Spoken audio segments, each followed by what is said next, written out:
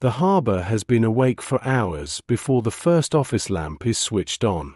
Outside, cranes stand over the waterfront like patient metal sentinels waiting for daylight. Forklifts move through the darkness with their headlights casting pale cones across damp pavement. Somewhere beyond the warehouses, locomotives are already approaching the coast carrying another night's accumulation of freight.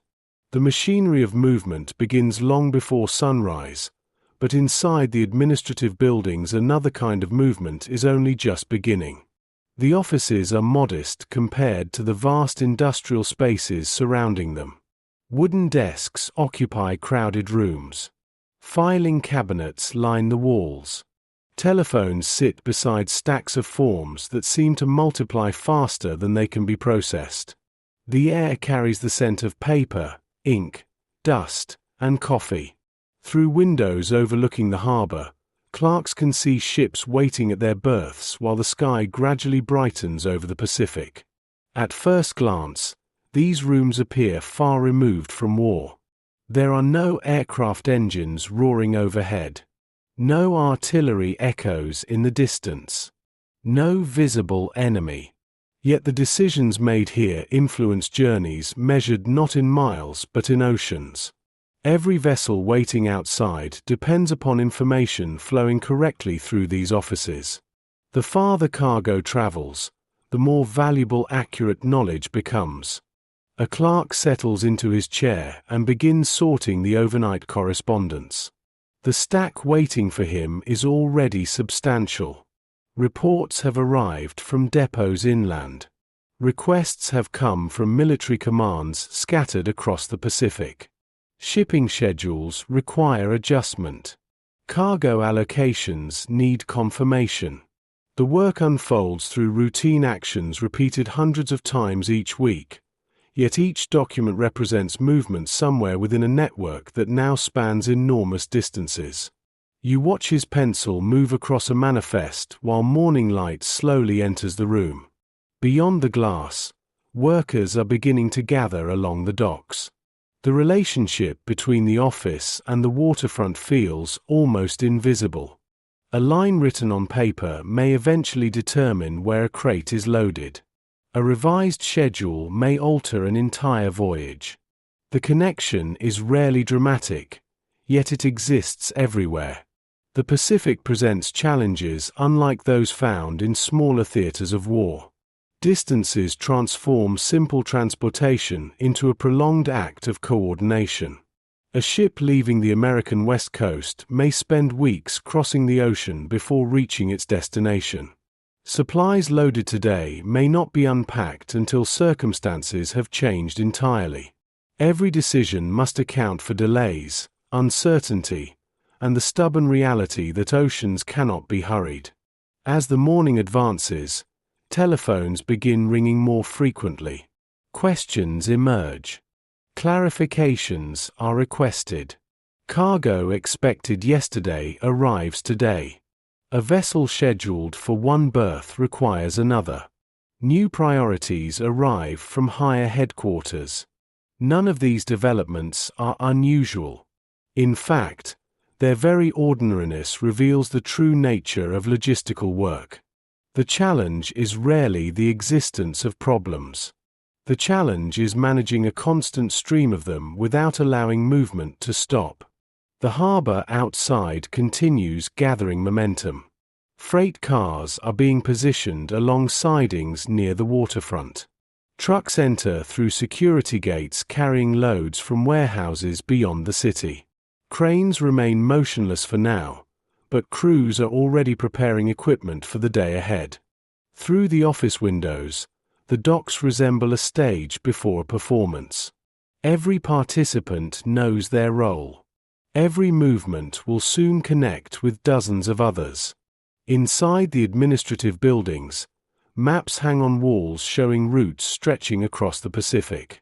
To an observer, the distances can appear almost abstract. Islands seem isolated within vast expanses of blue.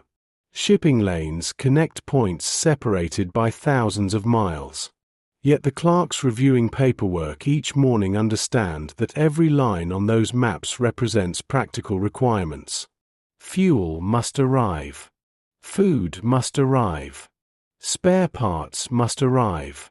Medical supplies must arrive. The geography of war is ultimately translated into cargo. One document concerns construction equipment needed at a growing airfield.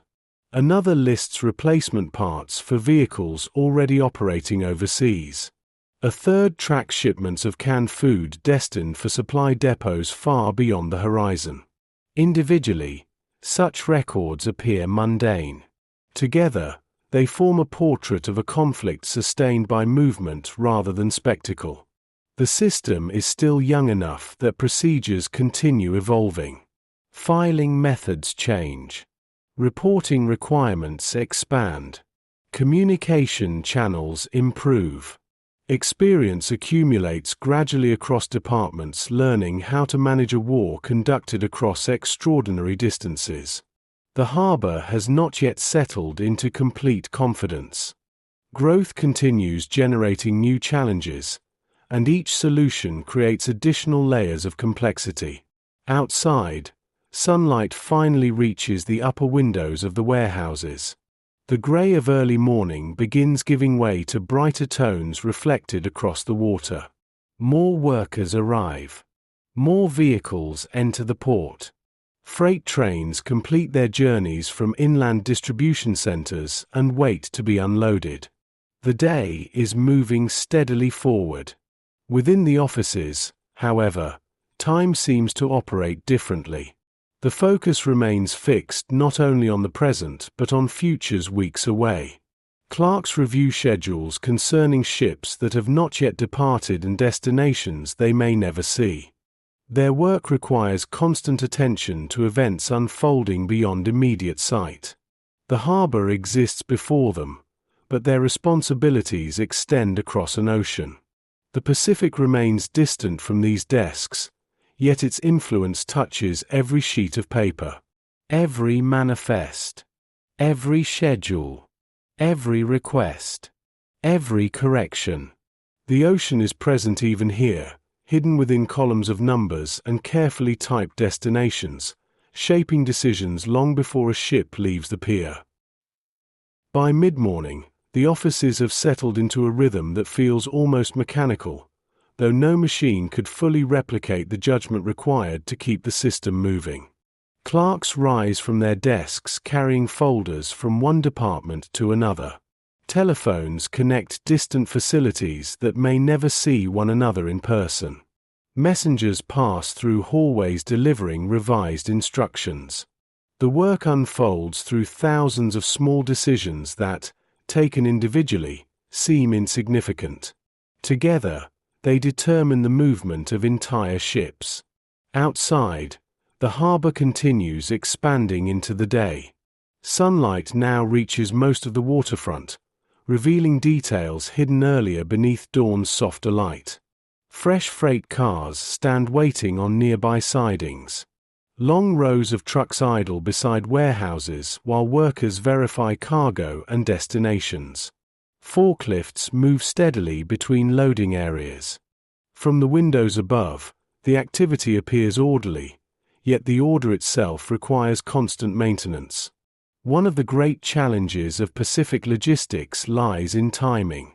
Cargo cannot simply arrive eventually. It must arrive in useful sequence. Engineering equipment may be needed before construction materials can be fully utilized. Fuel must reach depots before vehicles requiring it begin operations.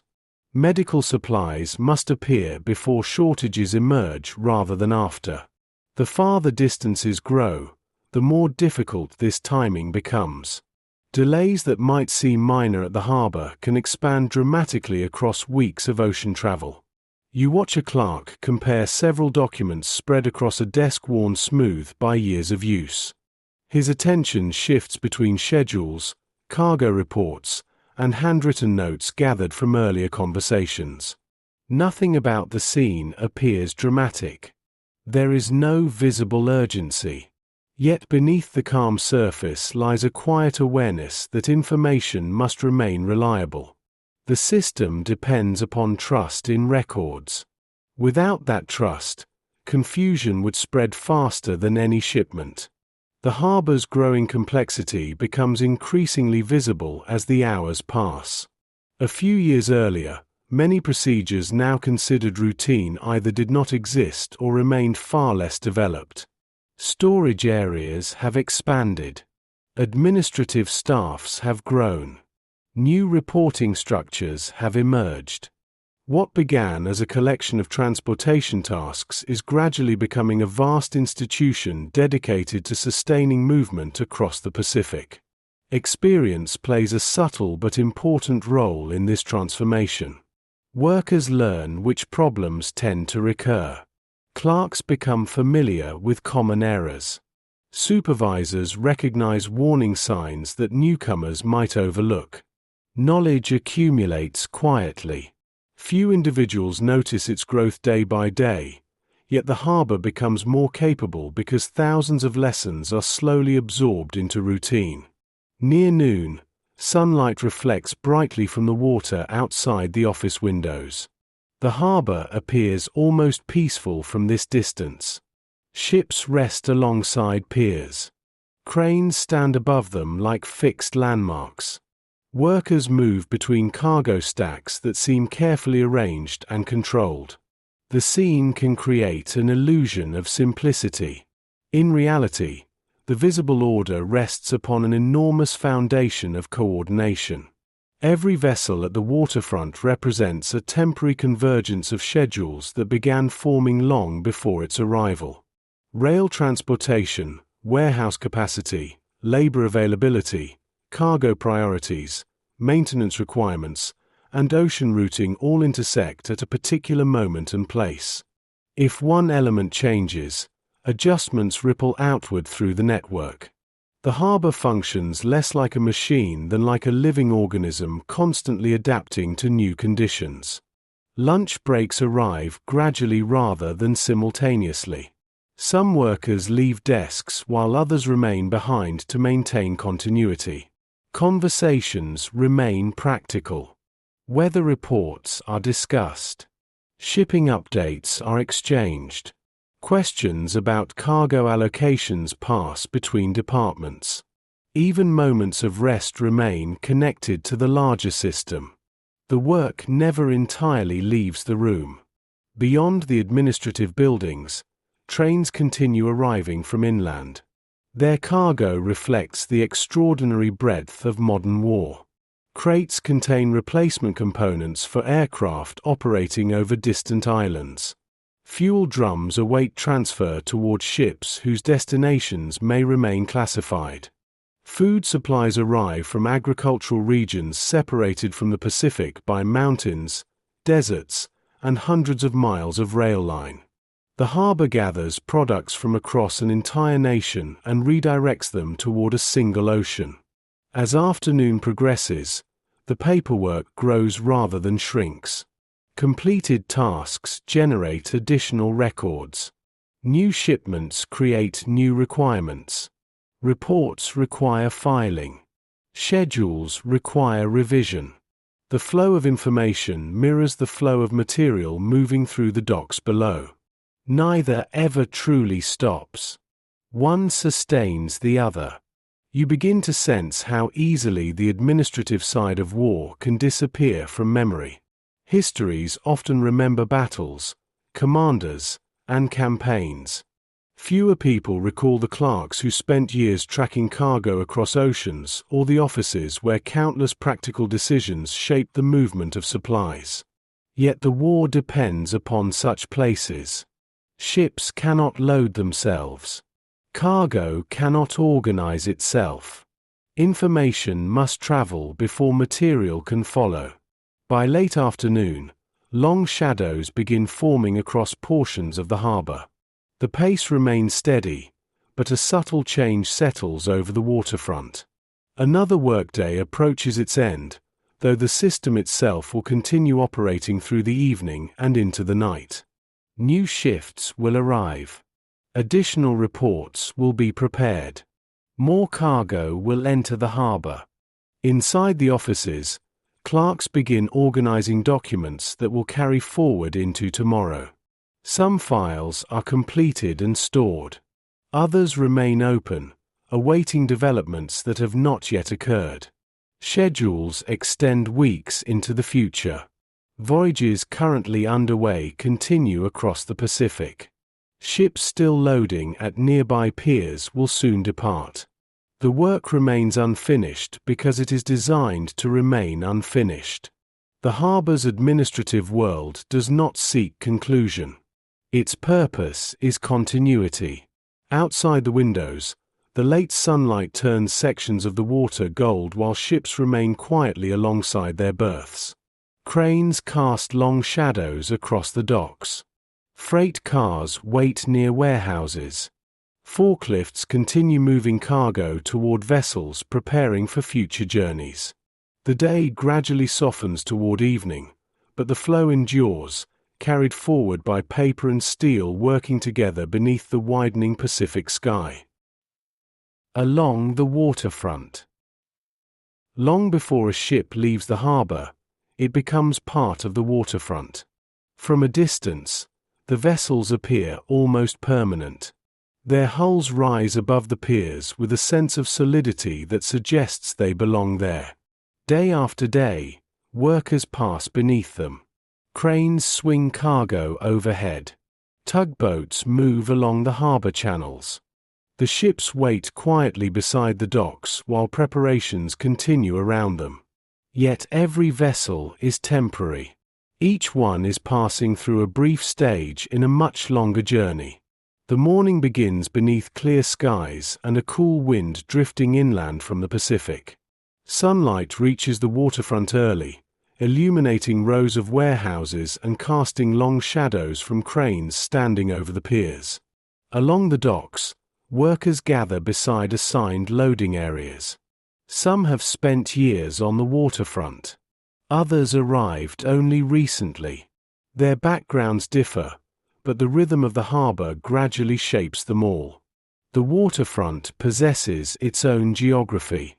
Certain piers specialize in particular cargoes. Some berths accommodate larger vessels. Others sit closer to warehouses handling specific categories of supplies.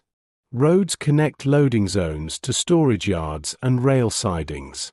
What appears chaotic to a newcomer reveals itself as remarkably organized to those who work there every day. You watch the harbor awaken from ground level rather than from an office window. The scale feels different here. Cargo stacks rise above head height. Trucks move through narrow corridors between warehouses. Steel cables hang from cranes poised over waiting ships. The air carries the smell of salt water, fuel, timber, and machinery warmed by the sun. Every sound seems closer. Every movement appears larger. A cargo ship occupies one berth near the center of the waterfront. Its hull bears marks left by previous voyages. Paint has weathered beneath years of exposure to wind and salt. Crew members move along the deck while loading preparations continue below. The vessel appears motionless, yet it exists within a constant flow of activity. Forklifts approach. Cargo nets are assembled. Supervisors compare manifests against physical shipments waiting nearby. Loading is rarely hurried in the way outsiders imagine. Speed matters, but precision matters more. Every crate must arrive in the correct place. Weight distribution affects stability at sea. Some cargo requires protection from weather. Other supplies must remain accessible during unloading. A ship's hold becomes a carefully arranged landscape shaped by both present requirements and future needs. Workers guide cargo toward cranes that lift it above the dock. For a few moments, each load hangs suspended between land and sea before descending slowly into the vessel below. The movement repeats throughout the day. Crates rise. Cargo disappears into holds. Empty hooks return. Another load follows. The rhythm becomes almost hypnotic when observed long enough. The Pacific encourages patience. Distances are too great for haste to solve every problem. The harbor reflects that reality. Workers understand that rushing often creates mistakes whose consequences may not emerge until much later. A poorly documented shipment, an improperly secured load, or a simple oversight can travel thousands of miles before revealing itself. Care becomes a form of efficiency. As the morning advances, the waterfront grows busier. Additional trucks arrive from warehouse districts beyond the harbor. Rail cars are unloaded into staging areas. New shipments appear beside those already waiting. The movement feels continuous rather than dramatic. Most of the work occurs through repetition. Cargo arrives. Cargo waits. Cargo moves. The cycle repeats so consistently that individual shipments begin blending into a larger flow. One dock worker pauses briefly to watch a vessel being loaded several berths away. From his position, the waterfront stretches outward in both directions. Cranes rise above multiple ships. Cargo stacks occupy open spaces between warehouses. Tugboats leave faint wakes across the harbor basin. The scene appears orderly, but only because thousands of individual actions align successfully each day. The relationship between workers and ships evolves through familiarity. Certain vessels return repeatedly. Crews become recognizable. Particular hulls acquire reputations. Some ships load efficiently. Others present recurring challenges due to layout or cargo requirements. Over time, workers begin identifying vessels almost as they would neighbors. The harbor becomes a community shaped as much by recurring presence as by physical location. You notice how frequently people look toward the ships even while performing unrelated tasks. The vessels provide orientation. They serve as landmarks within a landscape constantly changing through movement. Cargo stacks appear and disappear. Trucks come and go. Warehouses open and close their doors. The ships remain the most visible expression of purpose. Everything on the waterfront ultimately moves toward them. By late morning, sunlight reflects brightly from metal surfaces across the harbor. Crane cables glint above the piers. Water laps quietly against pilings beneath the docks. Voices rise and fade amid the noise of engines and machinery. The atmosphere feels industrious rather than urgent. Most workers are not reacting to crisis. They are sustaining routine. Yet the routine itself carries significance. The Pacific War consumes enormous quantities of material. Every crate crossing the waterfront contributes to a larger effort extending far beyond the horizon. Workers rarely witness the final destinations of their labor. They know the cargo will depart. They know another shipment will follow. Beyond that, the ocean absorbs much of the story. The harbor remains focused on movement. Another truck arrives. Another crane begins lifting cargo. Another ship waits beside the pier beneath the widening daylight. By midday, the waterfront has settled fully into its working rhythm. The cool air of morning has given way to a gentler warmth, and sunlight now falls directly across the piers, brightening the weathered surfaces of warehouses and illuminating the suspended clouds of dust occasionally stirred by passing vehicles. The harbor no longer feels as though it is waking. It feels as though it has always been awake, continuing a process that began long before dawn and will continue long after darkness returns. The cargo itself becomes increasingly difficult to see as individual objects. Early in the day, a worker may notice specific crates or unusual shipments. By afternoon, quantity begins to obscure individuality. Hundreds of boxes move through the same pathways. Fuel drums stand in ordered rows awaiting transport. Construction materials arrive in volumes large enough to resemble parts of the landscape. What was once recognizable gradually becomes anonymous, absorbed into the broader current flowing toward the ships. This transformation affects perception as much as procedure. New arrivals to the harbor often notice every movement. They observe each crane, each truck, each shipment crossing the docks. Veterans see something different. Their attention shifts toward patterns rather than events. They recognize whether the pace feels normal. They notice when a loading operation falls behind schedule. They sense congestion before it becomes visible. Experience changes the way the harbor is understood. You watch a supervisor standing near the edge of a pier with a clipboard tucked beneath one arm. His eyes rarely remain fixed on a single task. Instead, they move constantly across the environment. A truck arriving from a warehouse. A crane lifting cargo into a hold. Workers preparing the next load. A vessel waiting farther down the waterfront. He is not simply observing activity. He is observing relationships between activities. The harbor functions through connection rather than isolation. The ships reinforce that lesson. A vessel may appear self-contained when viewed from the water, yet its presence at the pier reveals how dependent it remains upon countless systems ashore. Fuel arrives through one chain of logistics. Food arrives through another. Spare parts, medical supplies, construction equipment, engineering materials, and ammunition all follow different paths before converging here. The ship becomes a temporary meeting point for efforts originating across vast distances. Throughout the afternoon, cranes continue their steady labor. The movement never becomes entirely silent, yet it possesses a rhythm that workers learn to anticipate. Steel cables tighten. Loads rise from the dock. Cargo hangs briefly against the backdrop of sky and water. Then the descent begins. Inside the hold, unseen workers guide each shipment into position. Moments later, the hook returns upward to repeat the process.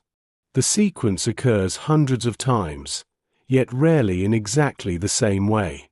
The Pacific remains largely absent from direct view. Beyond the harbor entrance, the ocean stretches westward across distances too large to comprehend from the dockside. Most workers spend their careers beside the water without crossing the routes their cargo follows. Their relationship with the ocean is indirect. They measure it through schedules, transit times, shipping reports, and destination names printed on manifests. The sea exists as both physical reality and logistical fact. That distance encourages a particular kind of imagination. Workers know supplies are needed somewhere beyond the horizon, but the details often remain abstract. An airfield may require construction equipment. A naval base may need fuel. A hospital may be waiting for medical stores. The harbor receives requests without always receiving stories. Cargo arrives carrying purpose, even when that purpose remains unseen. As afternoon gradually progresses, small interruptions appear and disappear within the broader flow. A shipment requires verification before loading. A vehicle experiences a mechanical problem. A crate arrives with damaged markings and must be identified. None of these events stop the harbor. They are absorbed into routine. The system grows stronger not by avoiding problems but by learning how to accommodate them without losing momentum. You begin to notice how much of the waterfront depends upon trust developed through repetition. Workers trust crane operators to place loads safely. Supervisors trust manifests prepared elsewhere.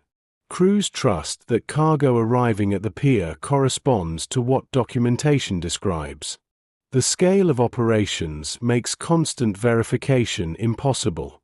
Cooperation becomes essential. The harbor functions because thousands of people perform their roles with reasonable confidence that others will do the same. By late afternoon, shadows begin stretching across the docks once more. Sunlight reflects from the harbor at a lower angle, turning sections of the water into bright bands of gold. The pace remains steady, though subtle signs indicate the day is advancing toward evening. Some loading operations near completion. Trucks become slightly less frequent. Workers begin discussing assignments awaiting them tomorrow. Yet the harbor itself shows little interest in conclusions. One vessel may finish loading while another arrives to take its place. Empty spaces rarely remain empty for long. Cargo continues entering storage yards. Trains continue approaching from inland. The waterfront operates according to cycles larger than any individual workday. A cargo ship near the end of the pier now sits noticeably lower in the water than it did that morning. The change is gradual enough to escape casual notice, yet unmistakable once observed. Thousands of tons have moved aboard throughout the day. Crates, fuel, machinery, food, and equipment now rest inside its holds awaiting departure. The vessel appears calm, almost still, despite carrying the accumulated labor of hundreds of workers. The scene captures something essential about the harbor during this phase of the war. Movement exists everywhere, but it often reveals itself slowly. A ship settles lower in the water. A warehouse empties and fills again.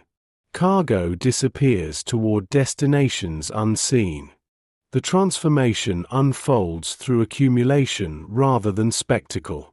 As evening approaches, lights begin appearing along sections of the waterfront.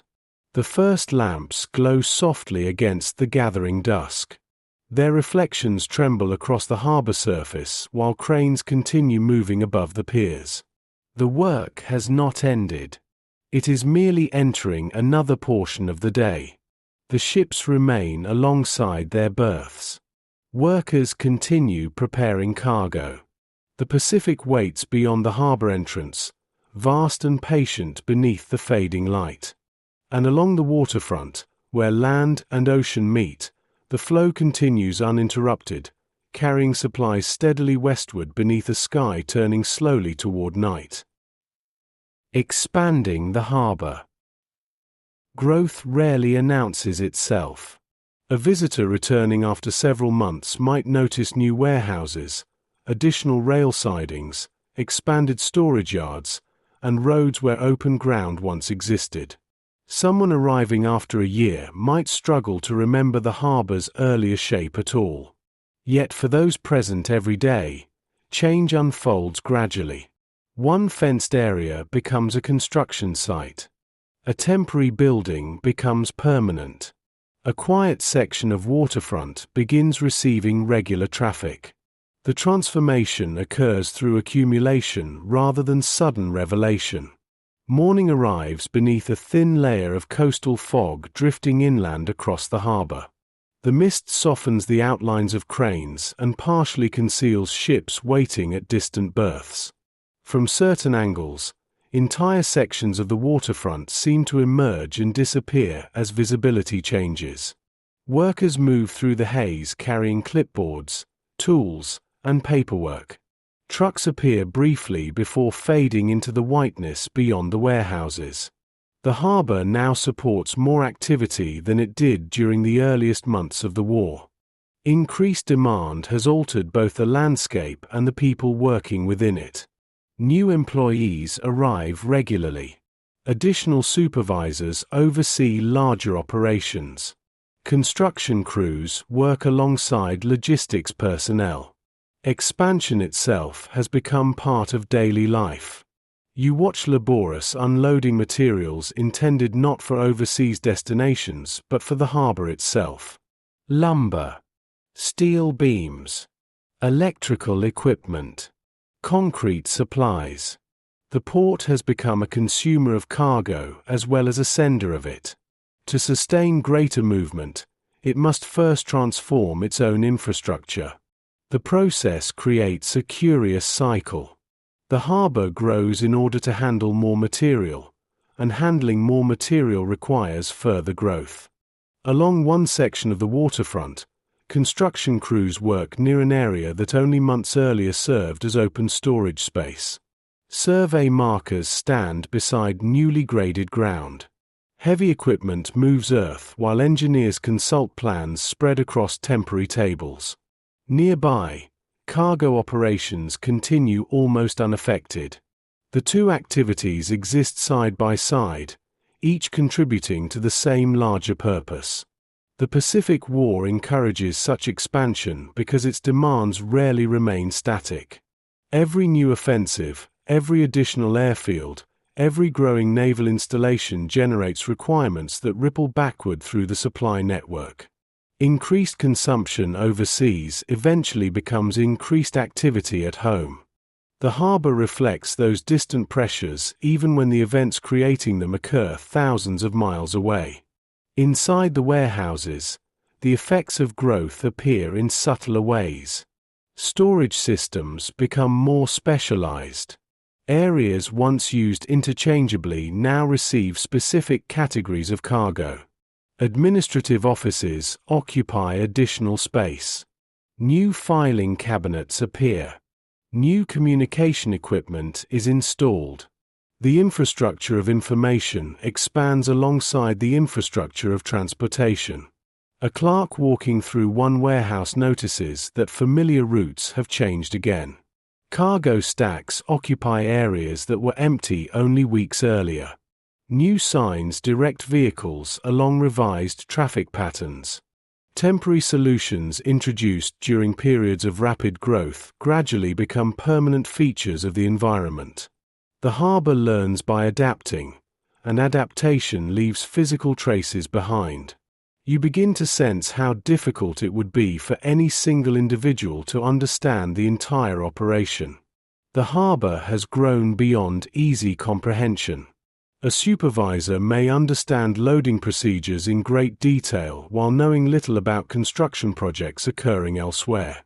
An engineer overseeing expansion may rarely interact with clerks managing manifests. Each person occupies a particular position within a system becoming increasingly interconnected and increasingly complex. By late morning, the fog begins lifting from the waterfront.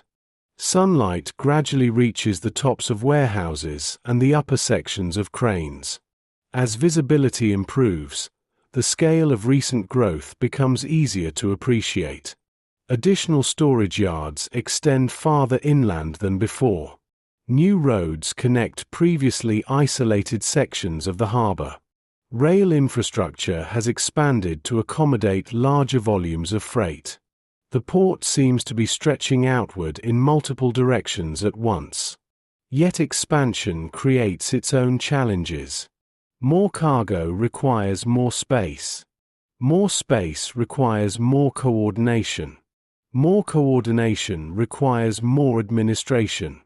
Additional personnel create new demands for training, supervision, and communication. Growth solves certain problems while introducing others. The harbor does not become simpler as it matures. It becomes more capable by becoming more intricate. Throughout the day, workers encounter evidence of this complexity. A shipment arrives at a recently completed storage area whose procedures are still being refined. Construction temporarily alters established traffic routes. New equipment requires familiarization. Adjustments occur continuously. Most are minor. Taken together, they reveal an organization still evolving even as it performs its primary mission. The atmosphere differs subtly from the earlier chapters of the harbor's story. During the initial period, uncertainty dominated. Workers focused on establishing procedures and creating capacity. Now the focus has shifted. The system exists. It functions. What occupies attention is not creation but enlargement. The distinction matters. Building something and expanding something are related experiences, but they feel different from within. Expansion carries the weight of existing responsibilities. Operations cannot pause while improvements are made. Cargo must continue moving. Ships must continue loading. The harbor must remain productive even while parts of it are being transformed. By afternoon, construction noise blends with the familiar sounds of logistics. Hammers echo from newly erected structures. Engines operate near grading equipment. Cranes load ships only a short distance away. The coexistence of these activities captures the character of the harbor during this period. It is simultaneously a workplace, a transportation hub, and a project still unfinished. Beyond the harbor entrance, the Pacific remains unchanged. The ocean neither expands nor contracts in response to human effort. It waits with the same vast distances it has always imposed. The harbor's growth represents an attempt to meet those distances on more equal terms. And each day, the waterfront pushes a little farther toward that goal. As the afternoon deepens, the signs of expansion become easier to notice once you know where to look. A newly paved road curves behind a warehouse that stood alone only months before. Fresh utility poles follow routes across sections of the harbor that previously remained dark after sunset. Temporary offices constructed during periods of urgent growth continue standing longer than anyone originally expected. The landscape records decisions made in response to demands arriving from far beyond the horizon. The workers adapt alongside the harbor itself. New arrivals learn routines from those who have been present longer. Experienced personnel find themselves teaching procedures that did not exist when they first arrived. Knowledge passes informally through conversations beside loading areas, inside offices, and along warehouse aisles. The institution grows not only through construction projects and equipment purchases but through the gradual accumulation of shared understanding.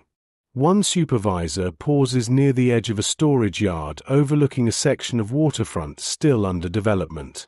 From this vantage point, several phases of the harbor's evolution are visible simultaneously. Older warehouses stand beside newer structures. Established rail lines connect with recently completed extensions. Construction crews work within sight of fully operational loading areas. The harbor appears less like a finished place and more like a living organism continually adjusting to new circumstances. You watch trucks move between these overlapping environments. Some follow routes that have existed for years. Others travel roads completed only recently. To the drivers, the distinction matters little. The objective remains movement. Yet the changing geography subtly alters daily experience. Familiar landmarks disappear. New pathways emerge. Workers must continually update their mental maps of a harbor that refuses to remain static. The Pacific War accelerates this process because requirements continue changing. New island bases demand additional construction materials. Expanding air operations require greater quantities of fuel and spare parts. Naval facilities grow larger. Medical systems become more extensive. Each development overseas generates consequences that eventually reach the harbor. Expansion on distant shores often begins with expansion here. Inside administrative offices, growth creates a different kind of challenge. Filing systems must accommodate increasing volumes of records. Communication networks expand to connect additional facilities. New departments emerge to manage responsibilities that once belonged to smaller groups. The institution becomes layered. Decisions travel through more channels. Coordination grows more sophisticated because simplicity can no longer support the scale involved. The afternoon sunlight now falls at an angle that emphasizes texture across the harbor. Fresh lumber contrasts with weathered timber. Recently poured concrete appears brighter than older surfaces darkened by years of use. New structures stand beside buildings that have already become familiar features of the waterfront. The visual contrast reveals how rapidly change is occurring. Yet much of the harbor's transformation remains invisible. A visitor might notice a new warehouse but overlook the revised reporting systems supporting it. They might see additional rail sidings without recognizing the scheduling adjustments required to utilize them effectively. Physical growth attracts attention. Institutional growth often unfolds quietly in the background. You begin to sense that expansion carries a psychological dimension as well. Workers increasingly think in larger terms.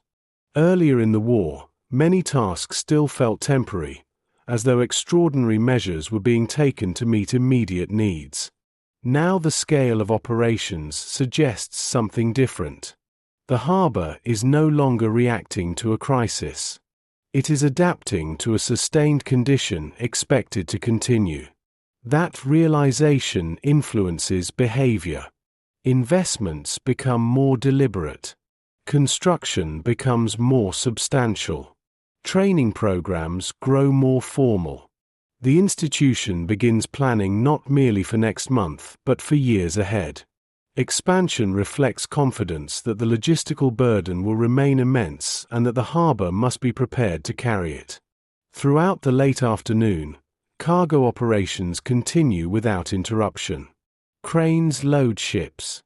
Forklifts cross storage yards. Freight cars are emptied and repositioned. The familiar rhythm persists despite construction occurring nearby. This coexistence of continuity and change defines the period. The harbor is growing while simultaneously performing the work that necessitates growth. Near one warehouse, workers gather around recently installed equipment designed to improve handling efficiency. Some observe with curiosity. Others evaluate it through the practical lens of experience. New tools always promise improvements. Whether they deliver those improvements becomes clear only after months of use. The harbor learns through trial as much as design. The Pacific remains present in every calculation. Distances continue shaping decisions. Additional storage capacity exists because shipments require staging before long voyages. Expanded rail connections exist because greater quantities of cargo must reach the coast. New administrative systems exist because information must travel accurately across a network stretching thousands of miles. Growth appears local, but its causes are oceanic. As evening approaches, the construction crews begin securing equipment for the night. Tools are collected. Vehicles are parked.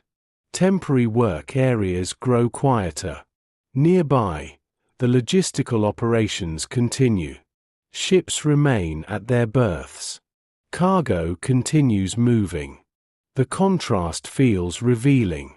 Expansion may pause until morning. The flow itself does not. The harbor now resembles something far larger than the collection of docks and warehouses it once was. It is becoming an institution capable of sustaining immense movement across extraordinary distances. Yet even now, workers rarely experience that reality all at once. Most encounter only their small portion of the whole. They see the road being built, the warehouse being expanded, the cargo being loaded. The larger transformation reveals itself only when viewed across time. The sun settles lower toward the horizon, casting long bands of amber light across the water. Cranes stand in silhouette against the evening sky. Newly constructed buildings and older structures alike share the same fading glow. Around them, the harbor continues its work, larger than before and preparing to become larger still. The expansion is not complete. For now, it never will be. Each new requirement generates another adjustment.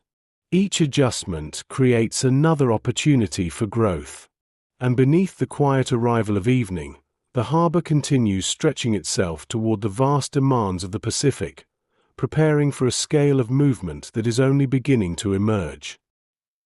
The endless cargo.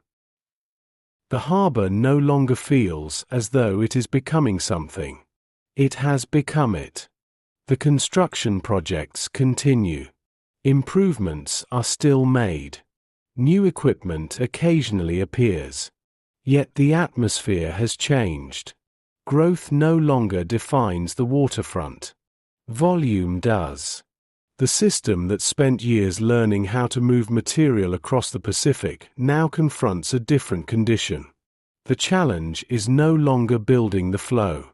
The challenge is sustaining it. Morning arrives beneath clear skies and steady sunlight. The harbor appears familiar from the first moments of daylight. Ships occupy their berths.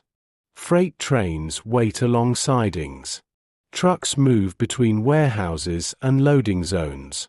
Workers arrive through gates they have passed through hundreds of times before. The environment feels settled, even as the activity within it remains immense. You notice how little surprises the veterans now. New employees still pause to absorb the scale of the operation. They look toward the rows of warehouses, the cranes, the cargo yards, and the ships stretching along the waterfront. Those who have spent years here see something else. They see another workday. Another sequence of arrivals and departures. Another cycle within a process that no longer feels extraordinary. The cargo begins moving early. Crates emerge from warehouses. Vehicles arrive from storage yards. Fuel drums are positioned near loading areas. Pallets are assembled and documented. The work unfolds with remarkable consistency. What once required constant adjustment has become routine. The harbor knows how to perform its task. The question now is whether it can continue performing that task at the required scale. Throughout the morning, cranes operate almost continuously. Their movements are familiar enough that workers often anticipate them without conscious thought. A load rises from the dock. It swings slowly above the pier. It disappears into a ship's hold. The hook returns. Another load follows. The sequence repeats hundreds of times across the harbor. No individual lift appears particularly important. Significance emerges through accumulation. This is one of the defining characteristics of mature logistics. Meaning resides not in isolated events but in sustained repetition. A single crate rarely changes the course of a campaign. 10,000 crates moving reliably over months and years may do exactly that. The harbor has entered a phase where quantity itself becomes a condition worthy of observation. You watch workers moving through familiar routes between warehouses and ships. Many no longer need signs to guide them. Distances are measured almost instinctively. They know which roads become crowded at certain hours. They know where cargo tends to accumulate. They know which berths require additional attention. The harbor exists not only as a physical place but as a landscape carried within memory. A cargo handler pauses briefly while waiting for the next load to arrive. Around him, movement continues uninterrupted. Forklifts cross the loading area. Supervisors review manifests. Crew members prepare equipment aboard a nearby vessel. Nothing feels unusual. Yet the absence of novelty does not indicate the absence of effort. If anything, routine often conceals labor more effectively than crisis. The Pacific continues demanding supplies at a rate difficult to comprehend. Fuel disappears into engines. Food is consumed. Vehicles require maintenance. Airfields expand. Hospitals treat casualties. Construction projects absorb materials in enormous quantities. Every requirement generates another shipment. Every shipment contributes to another voyage. The cycle sustains itself through constant renewal. By mid-morning, the waterfront begins displaying the subtle signs of a mature system operating near capacity. Storage areas fill and empty with practiced regularity. Vehicles arrive just as space becomes available. Cargo spends less time waiting. Delays are resolved quickly. The harbor has learned efficiency not through elegance but through repetition. Experience has worn smooth many of the rough edges that once slowed movement. The workers feel that change even if they rarely discuss it directly. Earlier years demanded improvisation. Procedures were created, revised, and replaced. Expansion altered familiar routines. Now the challenge is different. The challenge is endurance. The work continues not for days or weeks but for months and years. Success depends upon reliability more than innovation. You begin to notice how repetition affects perception. A shipment of engineering equipment receives no special attention because similar shipments arrived yesterday. Another vessel completes loading and departs, yet the departure feels almost ordinary because another ship is already approaching the harbor entrance. Extraordinary volume gradually transforms extraordinary events into familiar ones. The harbor itself seems to reflect this normalization. Cranes no longer dominate the skyline as symbols of expansion. They are simply part of the environment. The same is true of warehouses, rail yards, offices, and loading zones. Infrastructure that once represented growth now represents continuity. The system has become the landscape. As noon approaches, sunlight reflects brightly from the harbor water. Cargo continues moving in every direction. The sounds remain familiar. Engines, steel cables, footsteps, distant horns, voices exchanging practical information. Together they form a kind of industrial weather surrounding the waterfront. Nothing dramatic occurs. Nothing needs to. The power of the harbor now lies in its ability to repeat essential tasks day after day without interruption. The movement of supplies has become ordinary. And because it has become ordinary, it can continue at a scale impossible during the uncertain years when the system was still finding its shape. The Pacific waits beyond the harbor entrance. The cargo keeps coming. And the waterfront responds with the calm confidence of a machine built not from steel alone, but from habit, memory, and repetition. By early afternoon, the harbor settles into a condition that is difficult to appreciate unless observed over long periods of time. Activity continues everywhere, yet very little appears urgent. Cranes move at measured speeds. Trucks follow established routes. Cargo advances steadily through loading areas. The system no longer relies upon visible intensity to achieve remarkable results. Its strength comes from consistency. The waterfront has become a place where repetition acquires weight.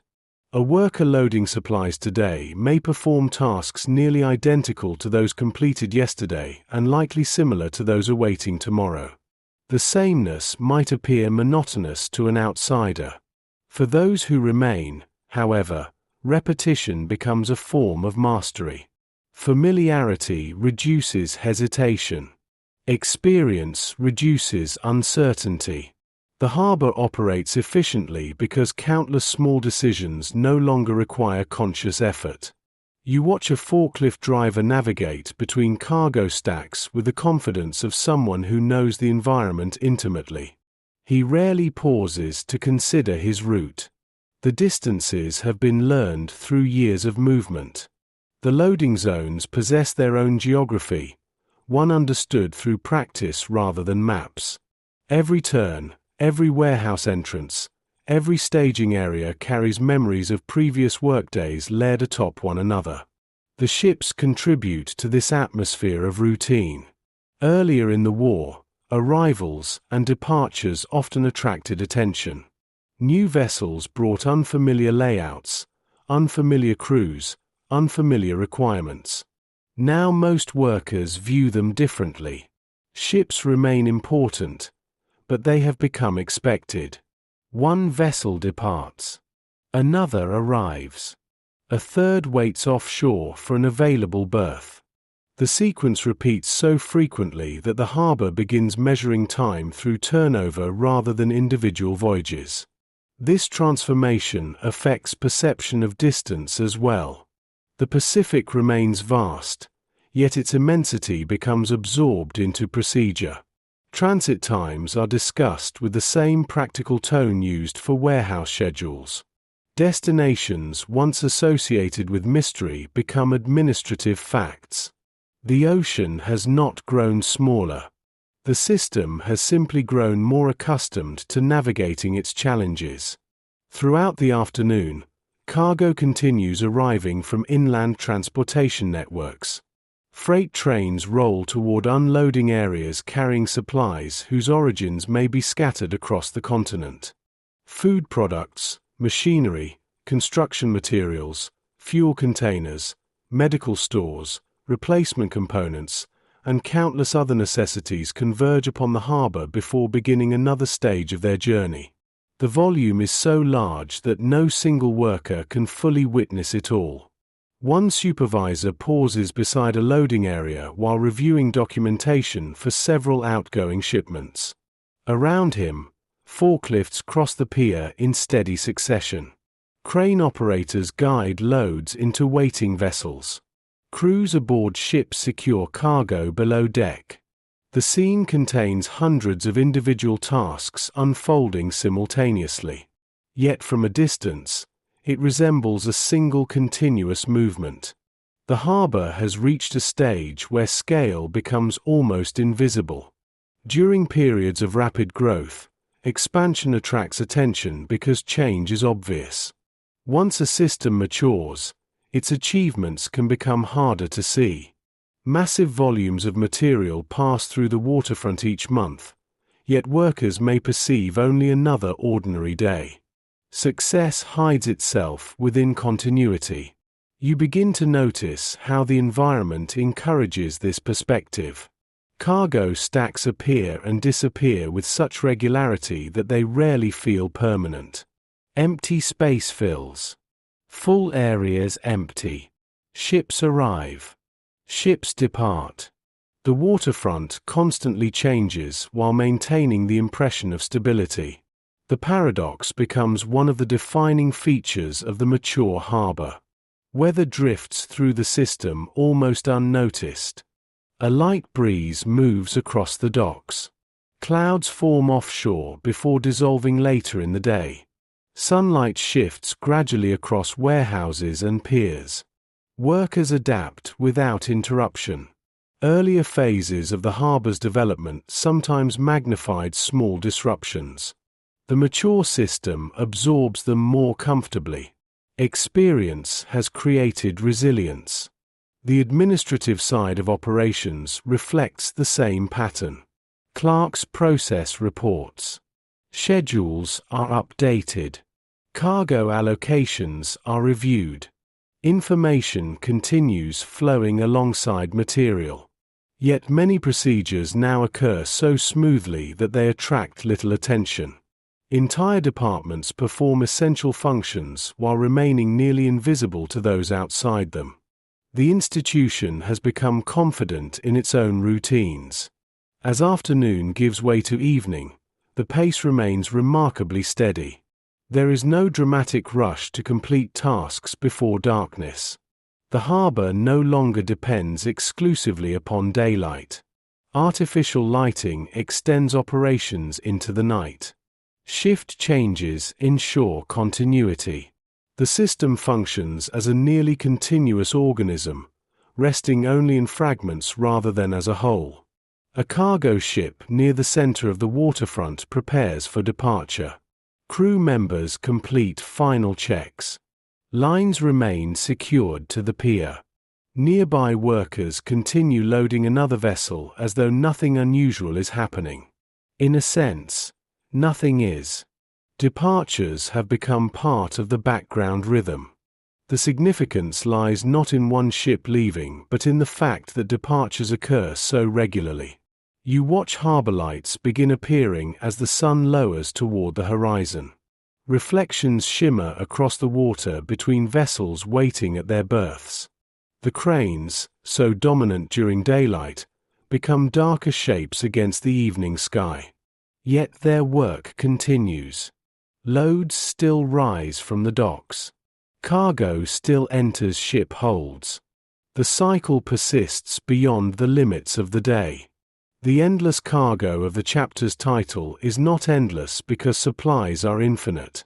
It feels endless because demand renews itself continuously. Every shipment consumed overseas creates the need for another. Every completed delivery generates future requirements. The harbor exists within a chain that constantly recreates its own necessity. Night approaches slowly across the Pacific coast. The waterfront glows beneath rows of lamps. Ships wait in the darkness. Trucks continue arriving.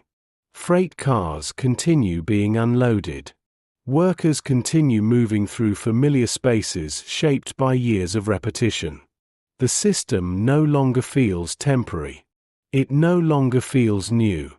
It has become a permanent condition of wartime life.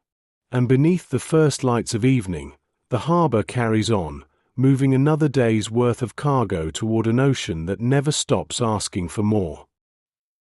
Days measured in tonnage. There comes a point in every large institution when calendars begin to lose some of their meaning. The harbor still recognizes Mondays and Saturdays. Workers still mark holidays when circumstances permit. Months continue passing across office walls and desk calendars. Yet beneath those familiar measurements, another system of time emerges. Days become associated with cargo volumes, ship arrivals, loading schedules, and completed tonnage. The waterfront begins measuring itself through movement. Morning arrives beneath overcast skies. Low clouds stretch across the Pacific horizon and drift inland above the harbor. The weather feels ordinary. Few workers pay much attention to it beyond practical considerations. Rain may affect certain loading operations. Strong winds may require adjustments. Otherwise, the atmosphere remains secondary to the steady demands of the day. A freight train enters the harbor shortly after sunrise carrying another long sequence of cars loaded with supplies. Similar trains arrived yesterday. Others will arrive tomorrow. The sight no longer attracts special attention. Workers acknowledge it almost subconsciously before returning to their tasks. Repetition has transformed what might once have seemed remarkable into a routine element of the landscape. You watch a supervisor reviewing shipping schedules prepared several days earlier. Many details remain unchanged. Some have already required revision. New information has arrived overnight. Cargo priorities have shifted slightly. One vessel may depart sooner than expected. Another may arrive later. The changes are modest, yet they illustrate a reality central to mature logistics. Stability does not mean stillness. It means maintaining order while adjustments occur continuously. The harbor has now entered a period dominated by volume. Earlier chapters focused on building systems, expanding infrastructure, and establishing routines. Those efforts have produced results. The waterfront can move extraordinary quantities of material. The challenge is sustaining that performance over time without allowing fatigue, complacency, or complexity to erode efficiency. Along the docks, Workers begin another day of loading operations. The actions themselves appear familiar. Cargo arrives from warehouses. Documentation is verified. Cranes transfer supplies aboard waiting ships. Yet the sheer quantity involved gradually alters the nature of the work. Individual shipments matter less than aggregate flow. Success is measured not by isolated achievements but by the consistent movement of immense volumes. One cargo handler pauses briefly beside a stack of crates marked for destinations scattered across the Pacific. He has likely encountered hundreds of similar shipments over the past year. Their contents vary. Their destinations vary. The underlying pattern remains unchanged. Supplies move westward. More supplies follow. The cycle repeats. You begin to sense how the harbor's workers develop a unique relationship with scale. Outsiders often imagine enormous operations as collections of dramatic moments. In reality, large systems are frequently experienced through ordinary routines repeated at extraordinary magnitudes. A worker may spend an entire shift performing tasks that appear modest in isolation. The significance emerges only when viewed across months and years. The Pacific itself contributes to this perspective. Distance discourages immediate gratification. Results are rarely visible. A shipment loaded today disappears beyond the horizon long before its effects become known. Workers learn to trust processes rather than outcomes they can personally observe. Their labor enters a chain extending beyond sight. Throughout the morning, the waterfront displays the quiet confidence of an institution that understands its purpose. Vehicles move predictably between loading areas. Administrative offices process information without visible urgency. Ships arrive according to schedules refined through experience. The harbor no longer feels as though it is discovering how to operate. It feels as though it has accepted operation as a permanent state. Near one warehouse, a foreman reviews records showing recent cargo volumes. The numbers are impressive, though they rarely inspire celebration. Large quantities have become expected. What would have seemed extraordinary during earlier phases of the war now represents normal performance. Success gradually raises its own standards. The weather remains gray through late morning. Clouds soften the light across the harbor and mute reflections on the water. The atmosphere feels steady, almost restrained. Such days often pass without attracting attention in personal memories. Yet much of the harbor's history consists precisely of days like these. Not dramatic days. Productive days. You watch workers moving through familiar environments shaped increasingly by habit. Their routines have become deeply ingrained. They know where to stand while cargo is lifted. They know which paperwork accompanies particular shipments. They know how to recognize potential problems before those problems fully emerge. Experience surrounds every task. By noon, the harbor has already processed immense quantities of material. Freight continues arriving. Ships continue loading. Records continue accumulating. The scale is difficult to comprehend because no single viewpoint captures it entirely. One worker sees only a portion. One office manages only a portion. Yet together those portions create a logistical effort spanning continents and oceans. The harbor's mature phase reveals a simple truth. Extraordinary movement is often built from ordinary days. Not dramatic days. Not historic days. Just thousands of days during which people arrive at work, perform their responsibilities, and contribute to a system larger than themselves. The Pacific waits beyond the harbor entrance. The schedules continue. The cargo continues. And another day begins to measure itself in tonnage rather than hours. By afternoon, the harbor has settled into the familiar cadence that now defines much of its existence.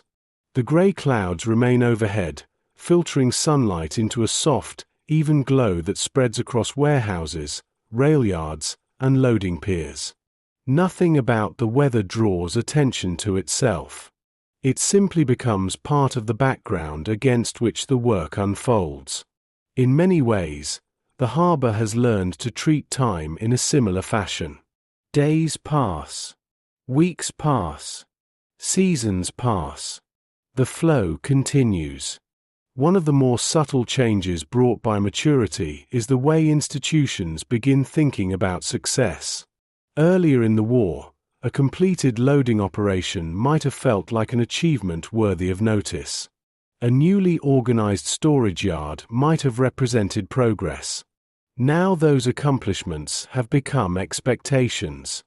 The harbor measures itself against larger standards. The question is no longer whether cargo moves. The question is how much moves and how reliably it continues moving. You watch a clerk reviewing monthly summaries compiled from countless individual reports. The documents transform daily labor into numbers. Tonnage handled. Ships loaded. Rail cars processed. Fuel transferred. Warehouses utilized. The statistics seem distant from the physical waterfront, yet they describe the same reality from another angle. What workers experience through routine, administrators often experience through scale. The harbor's relationship with volume shapes nearly every aspect of its culture. Storage areas are evaluated according to capacity. Transportation networks are judged by throughput. Loading operations are assessed through efficiency. Even conversations often drift toward quantities. How much arrived? How much departed? How much remains waiting? Numbers become another language spoken throughout the institution. Yet the human experience of the harbor remains grounded in repetition rather than statistics. A worker does not spend the day thinking about aggregate tonnage. He thinks about the next shipment, the next vehicle, the next task requiring attention. Large systems often depend upon this division between individual perspective and collective achievement. No single person needs to comprehend the whole. Each contributes to it through ordinary effort. The Pacific continues exerting quiet influence over every calculation. Distances remain immense. Supply requirements remain constant. The ocean still separates production from consumption by weeks of travel. These realities have not changed. What has changed is the harbor's ability to accommodate them. The extraordinary has become routine. Throughout the afternoon, cargo moves steadily toward waiting ships. Forklifts travel routes worn familiar through years of use. Crane operators guide loads with practiced precision. Supervisors coordinate schedules that increasingly resemble living documents rather than fixed plans. Adjustments occur continuously, yet the overall flow remains remarkably stable. The system absorbs variation without losing momentum. You begin to notice how experience alters perception of effort. New workers often finish shifts acutely aware of the physical and mental demands placed upon them. Veterans sometimes appear calmer, not because the work requires less energy, but because familiarity has reduced uncertainty. They know what to expect. They understand the rhythms. They recognize that most challenges have occurred before in one form or another. Near the waterfront, a cargo vessel prepares to receive another sequence of shipments. Crew members move below deck arranging materials already loaded earlier in the day. On the pier above, additional cargo waits its turn.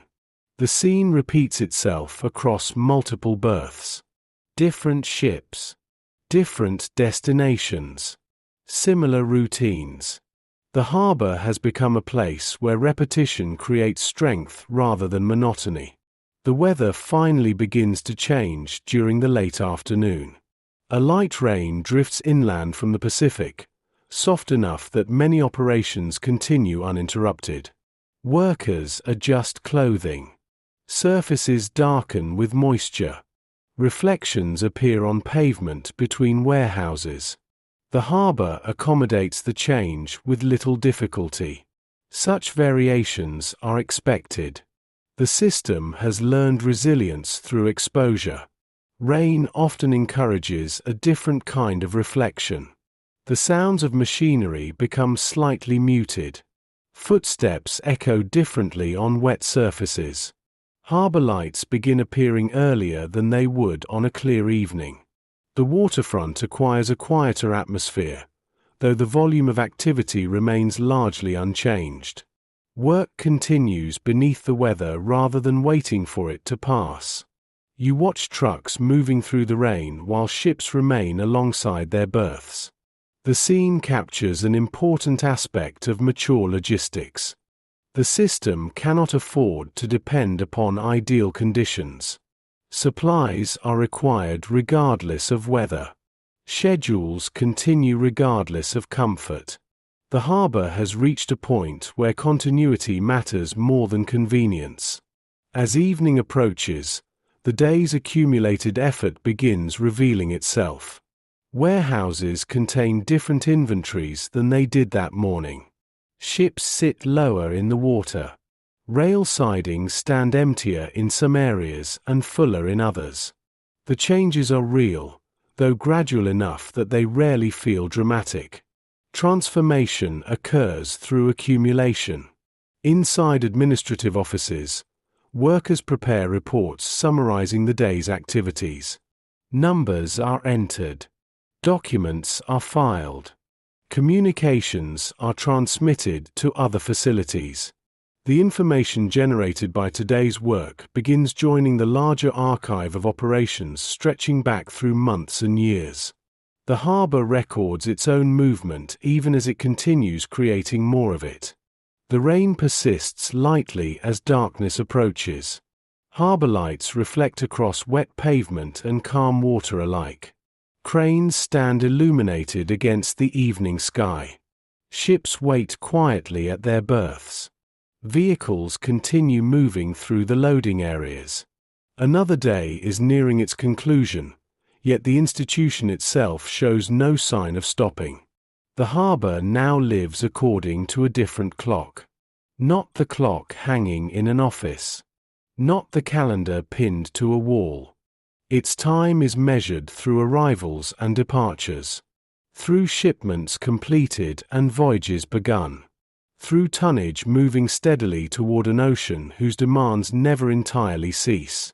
And beneath the rain-softened glow of evening lights, the waterfront continues its patient work, counting another day not by hours passed but by cargo carried westward into the Pacific night.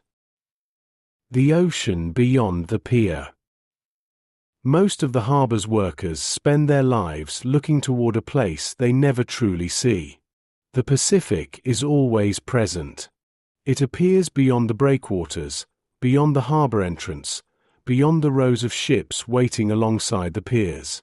Its influence reaches every warehouse, every office, every rail yard, and every loading area. Yet for many people working on the waterfront, the ocean remains largely abstract. They know its distances through schedules. They understand its challenges through reports. They rarely experience it directly. Morning begins with unusual clarity. Overnight winds have swept away the clouds, leaving the sky bright and open above the harbor. Visibility extends far across the water. Ships anchored offshore appear sharper than usual. The horizon itself seems more distinct. On mornings like this, the relationship between the harbor and the ocean becomes easier to appreciate.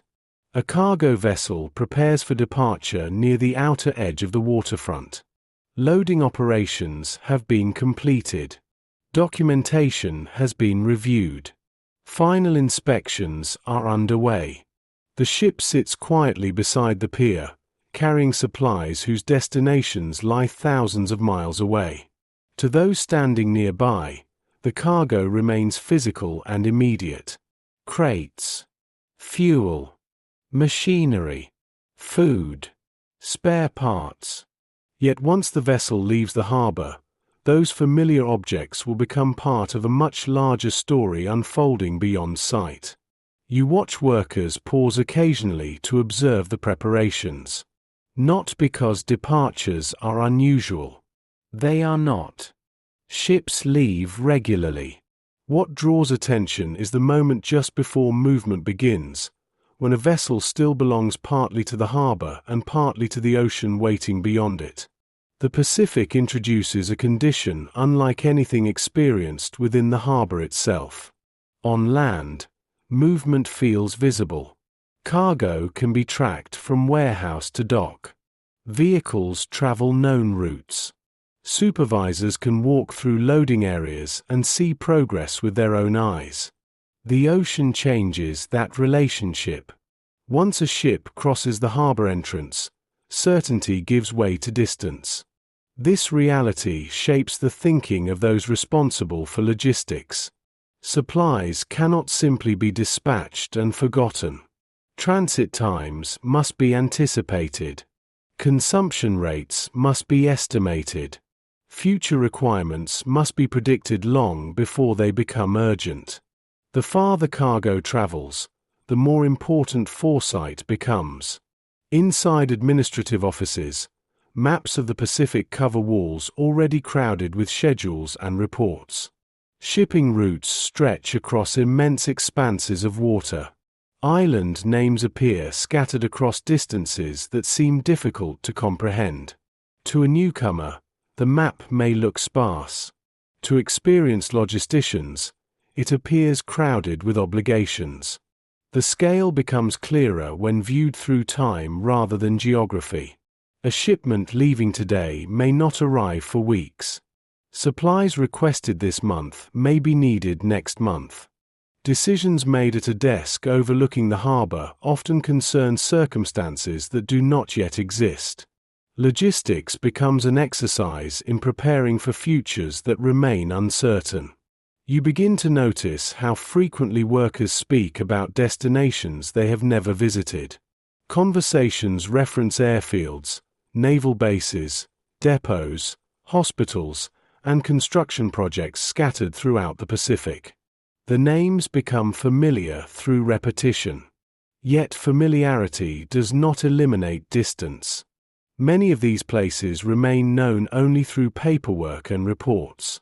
A clerk reviewing cargo documentation encounters the same destination repeatedly throughout the morning. He knows how long voyages typically require. He knows which types of supplies are commonly requested. He may even recognize seasonal patterns affecting deliveries. What he does not know is what the location looks like at sunrise or how the air smells after rain. Knowledge exists, but it is a logistical knowledge rather than a personal one. The harbor itself encourages this perspective. Most workers experience only the beginning of each journey. They witness loading operations. They watch ships depart. Occasionally they see vessels return. The long stretch between those moments belongs to the ocean. Reports bridge the gap, but they cannot fully replace direct experience. By late morning, the departing cargo vessel begins making its final preparations. Tugboats position themselves nearby. Lines remain secured to the pier for the moment, though not for much longer. Around the waterfront, ordinary work continues. Cranes load other ships. Trucks arrive from warehouses. Freight trains enter the harbor. The system cannot pause to acknowledge every departure. Yet departures matter because they reveal the true purpose of everything surrounding them. The warehouses exist because ships leave. The railroads exist because ships leave. The paperwork exists because ships leave. The harbor itself derives meaning from movement toward the ocean. You watch sunlight reflecting brightly from the water beyond the breakwaters. The Pacific appears calm this morning. Its surface gives little indication of the immense distances waiting beyond the horizon. From the waterfront, it is possible to imagine the ocean as merely another part of the landscape. The schedules tell a different story. The transit times tell a different story. The supply requirements tell a different story. For the harbor, the Pacific is not simply water. It is time. It is uncertainty. It is the vast space between preparation and arrival. And every shipment loaded onto every departing vessel must somehow cross it. Shortly after midday, the vessel finally begins to move. The process unfolds without spectacle. Dock lines are released one by one. Tugboats apply gentle pressure against the hull. Crew members take their stations.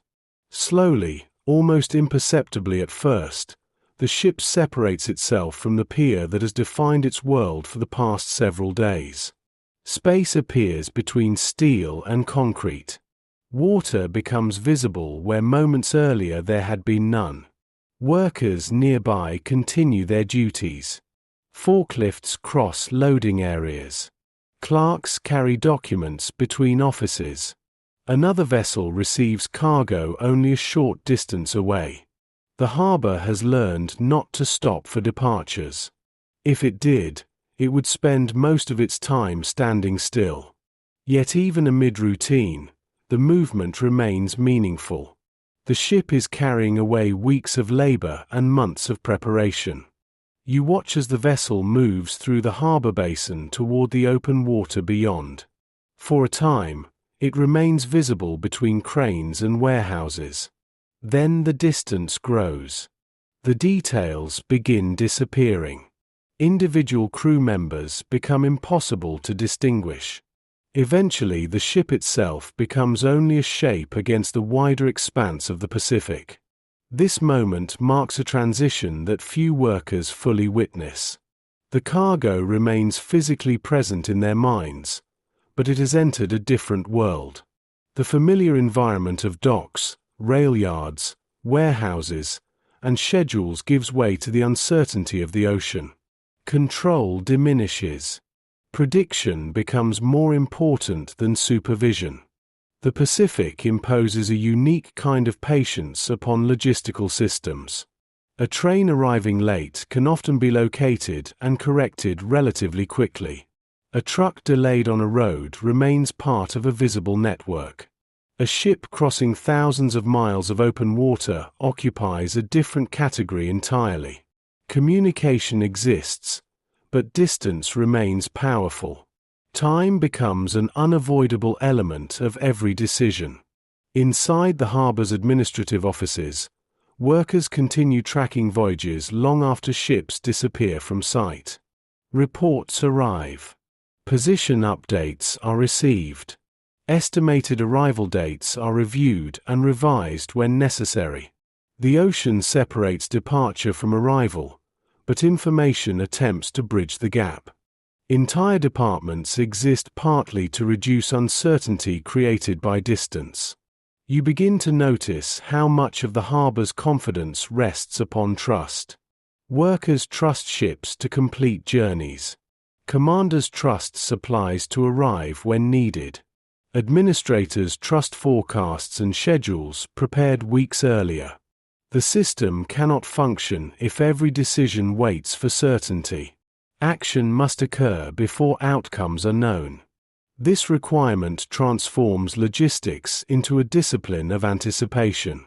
Cargo is loaded not because shortages exist today, but because shortages may exist weeks from now. Fuel is shipped not for immediate consumption but for future operations. Construction materials travel toward projects still unfolding. The harbor spends much of its energy preparing for events that have not yet happened. Throughout the afternoon, the waterfront continues functioning as though the departed vessel had never been there. Another ship enters an available berth. Cargo accumulates beside loading areas. Trains arrive from inland distribution centers. The cycle renews itself almost immediately. What appears to be an ending from one perspective becomes a beginning from another. The ocean encourages this rhythm. Distances are so great that multiple timelines overlap continuously. One ship is departing. Another is halfway across the Pacific. A third is approaching its destination. A fourth is returning toward the American coast. The harbor participates in all of these journeys simultaneously, even though most remain invisible. Near one office window, a clerk studies shipping routes marked across a large wall map. Thin lines connect ports separated by immense stretches of water. Looking at the map, it becomes easier to understand why prediction matters so much. The Pacific does not forgive poor planning. Mistakes travel slowly but persist for a long time. A decision made today may influence conditions weeks later on an island far beyond the horizon. You watch clouds beginning to form offshore as the afternoon progresses. The weather remains calm, but the changing sky serves as a reminder that the ocean possesses its own conditions and rhythms. Storms develop. Seas change. Visibility fluctuates. The harbor prepares shipments carefully, yet the journey itself remains subject to forces beyond human control. That reality shapes the psychology of the workers. They cannot accompany every cargo shipment. They cannot observe every arrival. Much of their labor depends upon faith in processes extending beyond personal experience. They trust the chain because they must. Without that trust, the scale of the operation would become overwhelming. As evening approaches, another vessel prepares for departure. The scene resembles the one from earlier in the day. Tugboats wait nearby. Crew members complete final tasks. Cargo rests securely below deck. Yet the repetition does not diminish significance. Each departure represents another attempt to bridge the vast distance separating production from need. The harbor lights begin appearing along the waterfront. Their reflections stretch across calm water darkening beneath the evening sky. Beyond the breakwaters, the Pacific extends outward into gathering darkness. Ships already underway continue westward beyond sight, carrying supplies toward destinations most harbor workers will never visit. The ocean remains largely invisible from the warehouses and offices lining the shore. Yet it shapes every schedule, every calculation, every decision made throughout the port. It exists as a constant presence beyond the edge of daily experience, transforming simple transportation into an exercise in patience, preparation, and trust. Night settles gradually across the waterfront. Cranes stand illuminated against the darkness. Vehicles continue moving through loading areas. Cargo continues arriving. The harbor remains busy, even as ships disappear into the distance. And beyond the final lights of the coast, the Pacific receives another shipment, another voyage, another carefully prepared answer to demands waiting somewhere beyond the horizon. Weather, delay, and revision. For a time, the harbor can create the impression that movement is inevitable. Cargo arrives. Ships load. Schedules advance. Reports are completed. The flow appears reliable enough to feel permanent. Yet every logistical system eventually encounters reminders that efficiency and control are not the same thing. The Pacific remains vast. The weather remains indifferent. Distance remains difficult. No amount of organization entirely removes uncertainty from a supply network stretched across an ocean. The first signs often appear quietly. A report arrives later than expected. A vessel misses a projected arrival time. Weather forecasts become less favorable. Cargo that should already be moving remains temporarily stationary. None of these developments automatically create concern. Delays occur in every transportation system. What matters is how those delays accumulate and how institutions respond when routine begins drifting away from expectation. Morning arrives beneath a sky far different from the clear conditions of previous chapters. Thick clouds cover the harbor. Wind moves steadily across the waterfront, carrying moisture inland from the Pacific. The water inside the harbor remains relatively calm, but the atmosphere feels unsettled. Workers glance toward the weather more frequently than usual. Along the docks, loading operations continue. Cranes remain active. Trucks arrive from warehouses. Freight trains unload cargo into staging areas. At first glance, the harbor appears unchanged. Yet beneath the surface, conversations increasingly revolve around forecasts, schedules, and contingency plans. You watch a supervisor standing beside a loading area while reviewing recent communications from ships already at sea. Weather systems have developed farther west. Some voyages may require adjustments. Arrival estimates may shift.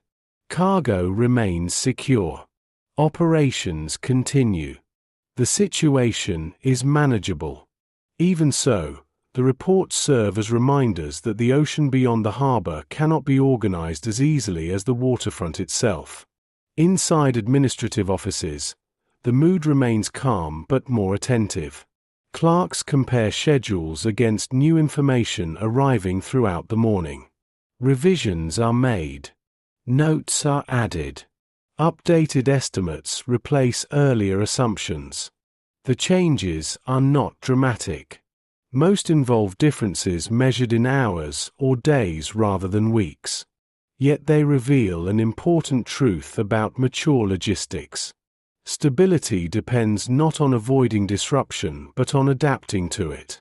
The Pacific imposes conditions that encourage flexibility. Weather systems move across enormous distances. Sea states change. Visibility changes.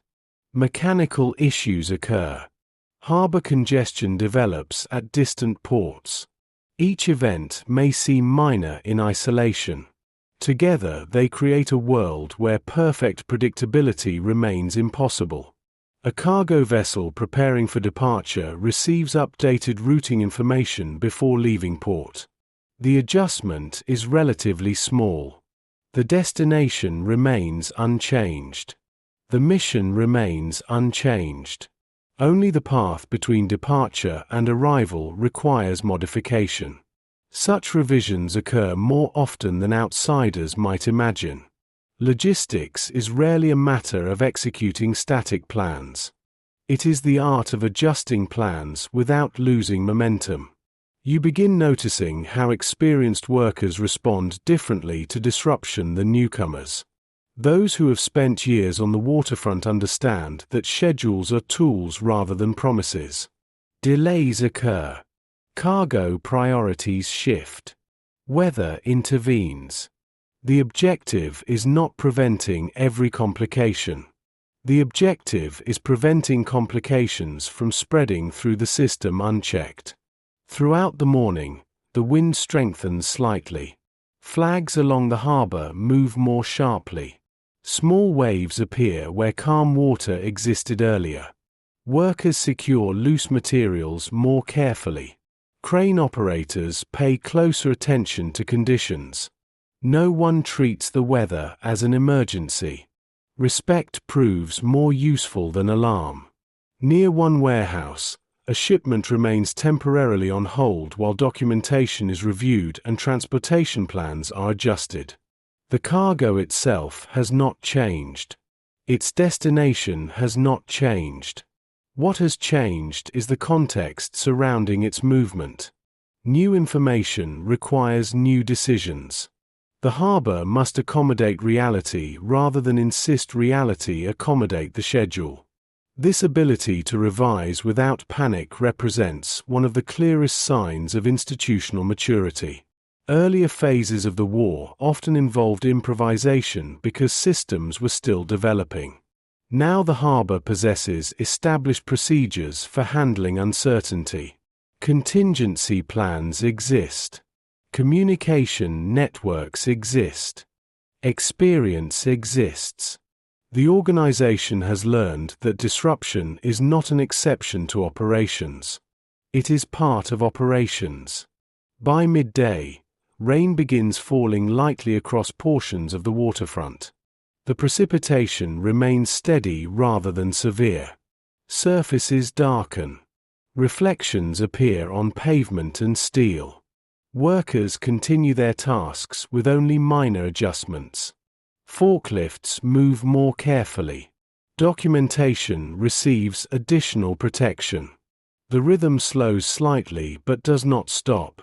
You watch raindrops spreading across the harbor water while ships remain at their berths. The scene feels quieter than usual, though activity continues everywhere. Weather has a way of altering perception. Familiar environments seem different beneath changing conditions. The same cranes. The same warehouses. The same cargo. Yet the atmosphere now carries an awareness that plans must remain flexible. The Pacific is reminding the harbor of something important. Movement depends upon preparation. But it also depends upon adaptation. And adaptation begins whenever reality refuses to follow the schedule exactly as written. The rain continues through much of the afternoon. It never becomes severe enough to halt the harbor, yet its persistence gradually alters the character of the day. Water gathers in shallow depressions along service roads. Warehouse roofs echo softly beneath the steady rhythm of falling rain. Visibility remains adequate, but distant sections of the waterfront appear muted behind curtains of mist drifting across the harbor basin. The work adapts. Forklift operators reduce speed slightly when crossing wet surfaces. Cargo handlers take greater care securing protective coverings over sensitive equipment. Clerks move documents more carefully between offices. None of these adjustments feel dramatic. The changes are small. Yet logistics often depends upon small adjustments made consistently rather than large reactions made occasionally. You watch workers continue loading a vessel despite the weather. Crane cables descend through the rain carrying cargo suspended above the dock. Water glistens on steel surfaces. The ship's hull appears darker than it did earlier in the week. The scene contains a quiet reminder that movement rarely occurs under ideal conditions. If supplies waited for perfect weather, many would never leave the harbor at all. Inside administrative offices, reports continue arriving from ships already underway. Some vessels have encountered rougher seas than anticipated. Others have adjusted speed in response to weather forecasts. A few are progressing exactly as planned. The variety itself is revealing. Once ships leave the harbor, each voyage develops its own circumstances. The ocean resists uniformity. A clerk studies updated arrival estimates while rain traces thin paths across the office windows. The revisions are modest. Several deliveries may arrive later than originally expected. Alternative schedules are prepared. Follow-on shipments are reviewed. The system absorbs the new information and begins adjusting around it almost immediately. This is where mature logistics reveals one of its most important qualities. The objective is not maintaining a perfect schedule. The objective is maintaining the flow. Schedules may change. Routes may change. Timetables may change. The movement itself must continue. Throughout the afternoon, the harbor demonstrates this principle repeatedly. One shipment is reassigned to a different vessel. A loading sequence is modified to accommodate revised priorities. Storage space is used differently than originally planned. The adjustments occur quietly. Most workers notice only the portions affecting their immediate responsibilities. You begin to understand why flexibility becomes so valuable in large systems. Complexity guarantees variation.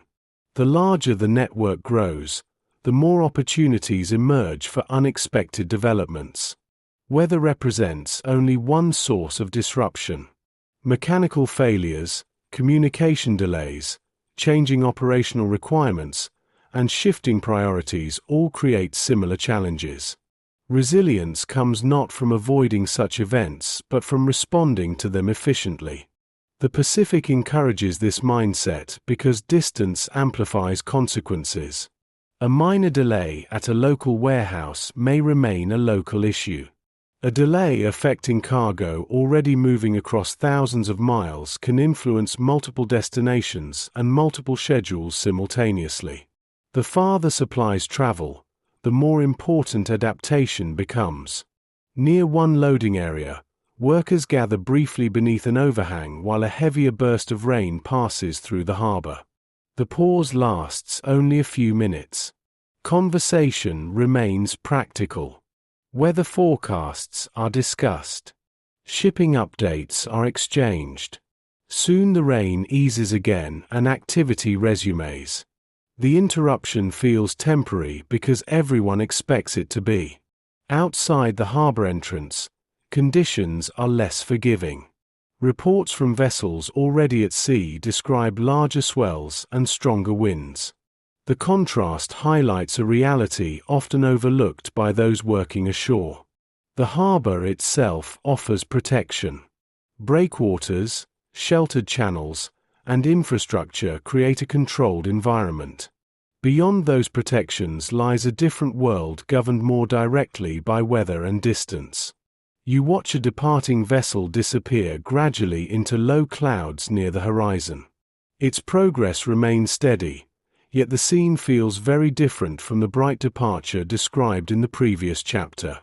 The ocean appears larger today, more uncertain. The ship's movement seems less like a routine transit and more like a negotiation with conditions beyond human control. As afternoon slowly approaches evening, the rain begins weakening. Clouds remain overhead, but breaks appear along the western horizon. Pale sunlight occasionally reaches sections of the water before disappearing again. The harbor responds almost immediately. Reflections brighten. Visibility improves. Operations that had proceeded cautiously begin regaining their normal pace.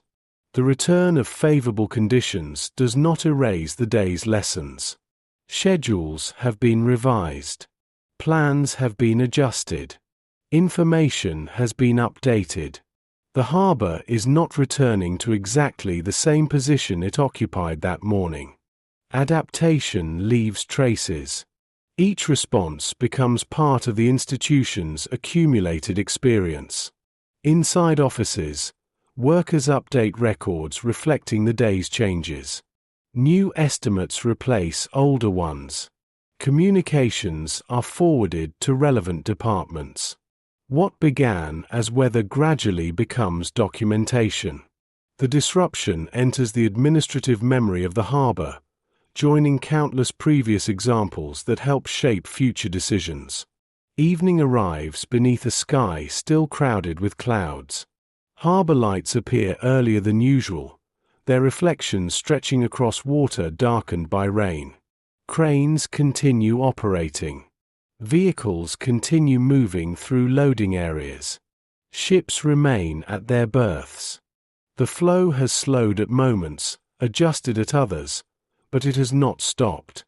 That distinction matters. The weather influenced the harbor.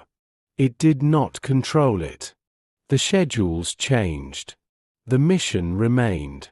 And as the first stars begin appearing through breaks in the clouds beyond the Pacific, the waterfront carries forward another lesson learned through repetition.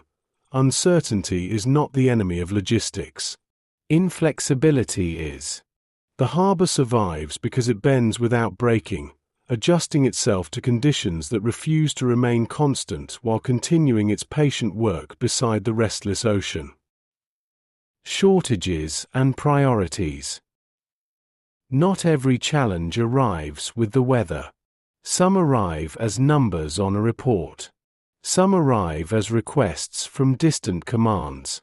Some arrive as simple questions that seem easy to answer until placed beside dozens of other questions demanding attention at the same time.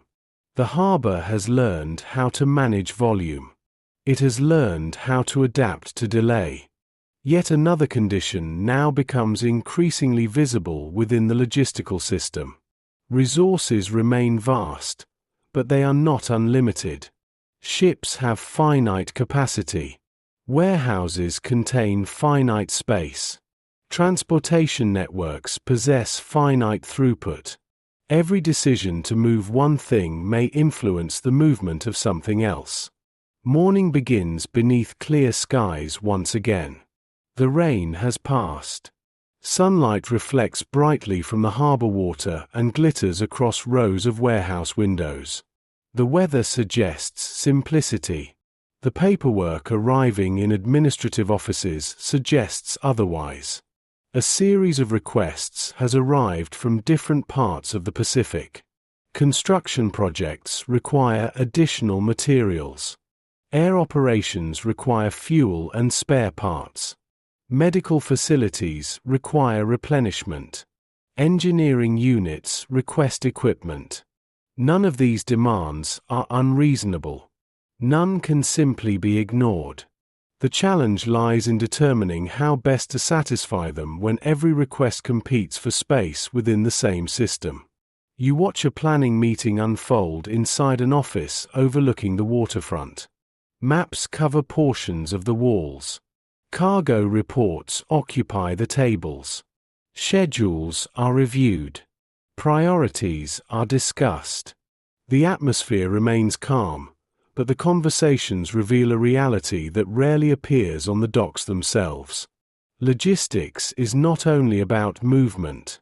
It is also about choice. Earlier chapters focused on sustaining flow. Now the harbor confronts a more complex question. What should move first? The answer changes constantly. A shipment that appears urgent today may become less urgent tomorrow. Conditions overseas evolve. Operational plans shift.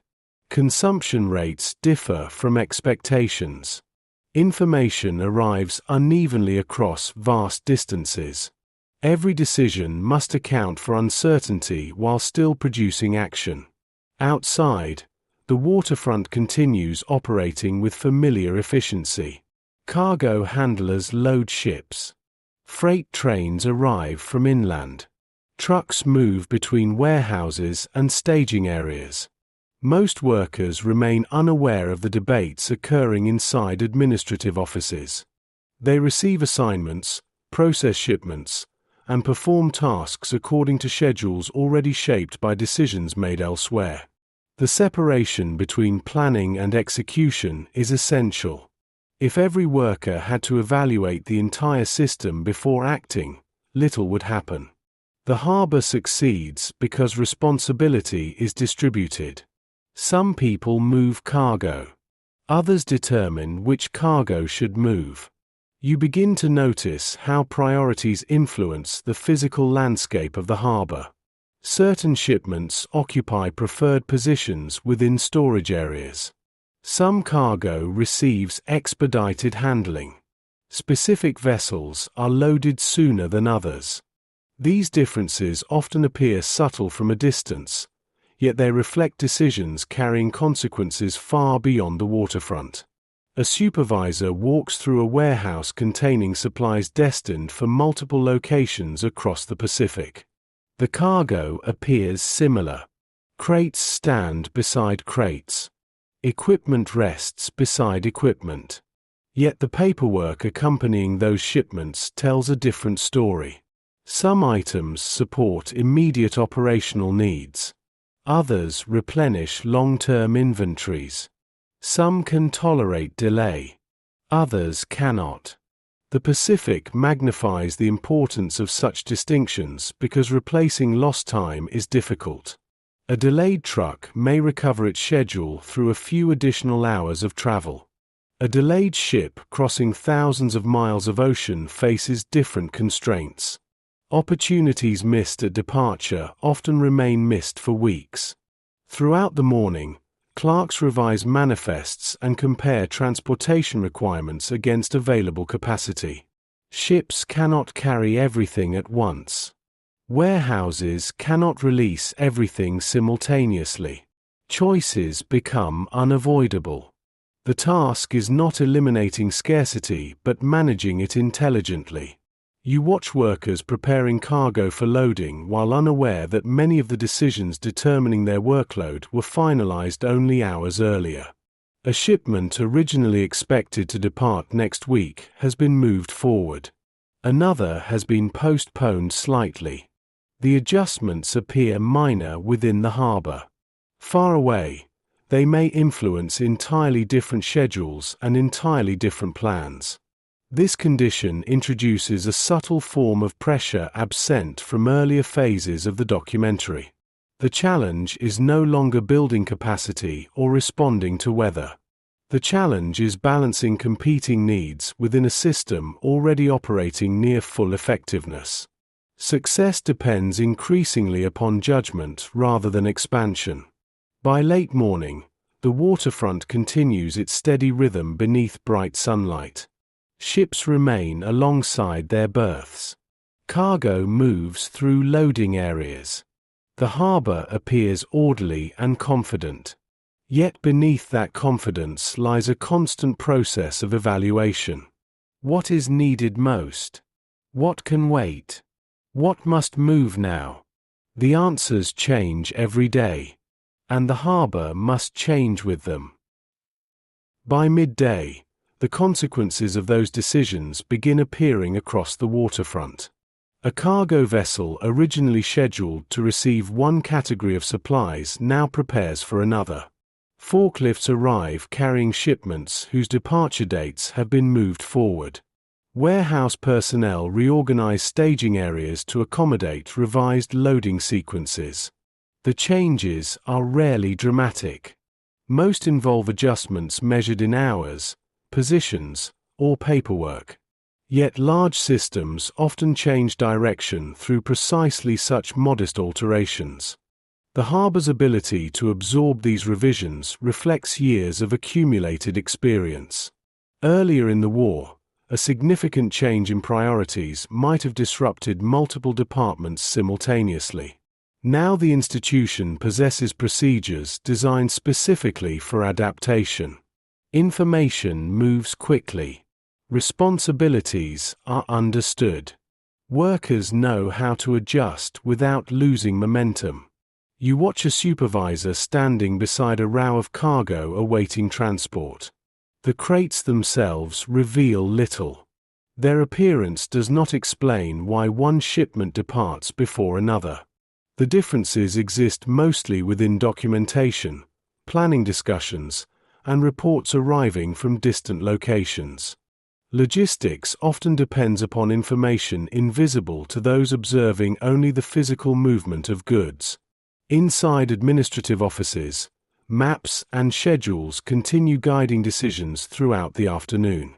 Reports from across the Pacific describe conditions changing in ways both predictable and unexpected. Consumption rates vary. Construction progresses faster in one location and slower in another. Maintenance requirements increase at certain facilities. Operational plans evolve. Each development creates new demands for attention. The challenge is not simply responding to requests. It is understanding how requests relate to one another. Fuel supports aircraft. Aircraft support operations. Operations create additional supply requirements. Construction enables future activity. Medical systems depend upon transportation. Transportation depends upon maintenance. The network resembles a living organism whose parts constantly influence one another. A decision affecting one area may eventually affect several others. The workers loading cargo rarely need to consider such complexity directly. Their responsibilities remain grounded in practical action. Yet the harbor's leadership must think in wider circles. They must evaluate not only what is requested but what consequences may follow if a request is delayed or accelerated. You begin to sense how priorities shape the emotional atmosphere of the institution. Earlier chapters emphasized repetition, routine, and scale. This chapter introduces judgment. The pressure remains quiet, but it is real. Not every need can be satisfied immediately. Not every problem can be solved at once. Decisions must be made despite incomplete information. Throughout the afternoon, ships continue loading beneath clear skies. Cranes swing cargo over the water. Trucks arrive from inland transportation networks. Clerks update manifests. The visible harbor remains remarkably calm. Visitors might assume everything proceeds according to a fixed plan. In reality, plans are being adjusted continuously behind the scenes.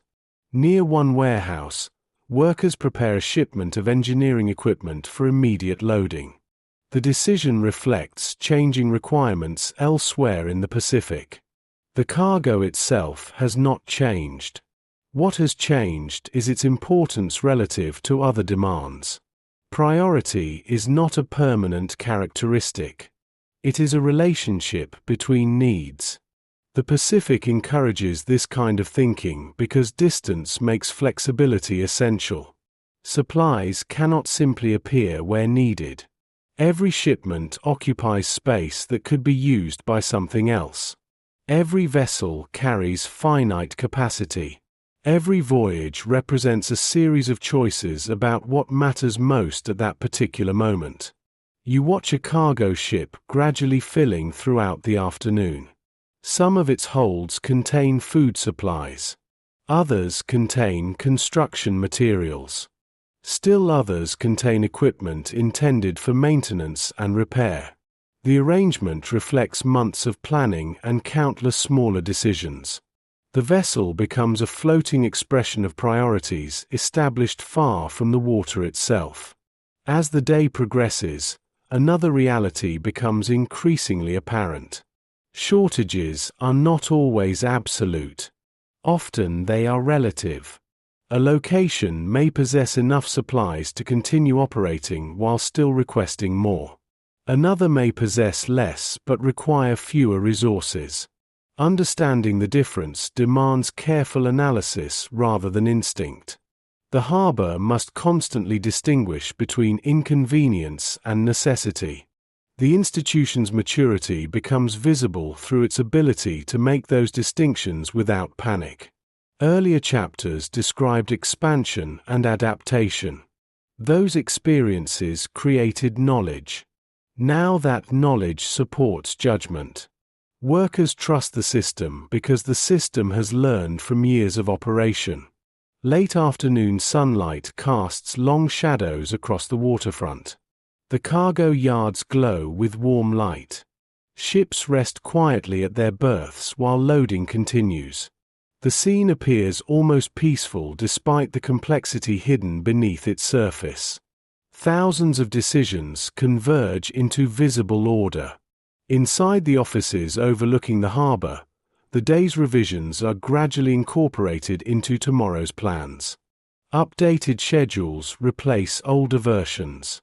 Reports are filed. Communications are transmitted to other facilities. New priorities become routine. The cycle continues. You watch the sunlight fading across the Pacific beyond the harbor entrance. Somewhere far away, supplies loaded weeks earlier are being unloaded. Somewhere else, new requests are already forming. The distance between need and response remains immense, yet the harbor continues bridging that distance through careful choices repeated day after day. Evening arrives quietly. The ships remain. The cargo remains. The decisions continue. And beneath the golden light of another Pacific sunset, the waterfront carries on with the difficult task of deciding not simply how to move supplies, but which supplies must move first. Holding the flow together.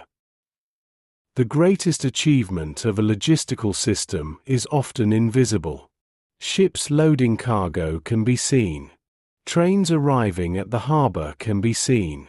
Warehouses filled with supplies can be seen. What remains harder to observe is continuity itself. The ability to sustain movement through changing conditions, shifting priorities, uncertain weather, growing demand, and countless small disruptions. Continuity rarely attracts attention because its success appears ordinary. The harbor continues functioning, and therefore people assume it always would. Morning arrives beneath a pale layer of coastal haze. The sunlight is softer than usual, spreading across the harbor in muted tones. Ships rest quietly alongside the piers. Freight cars wait on sidings. Trucks begin entering the port through gates already familiar to generations of workers. At first glance, the waterfront appears almost unchanged from previous days.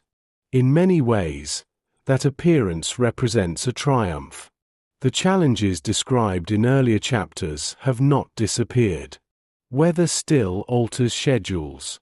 Priorities still shift. Demand remains immense.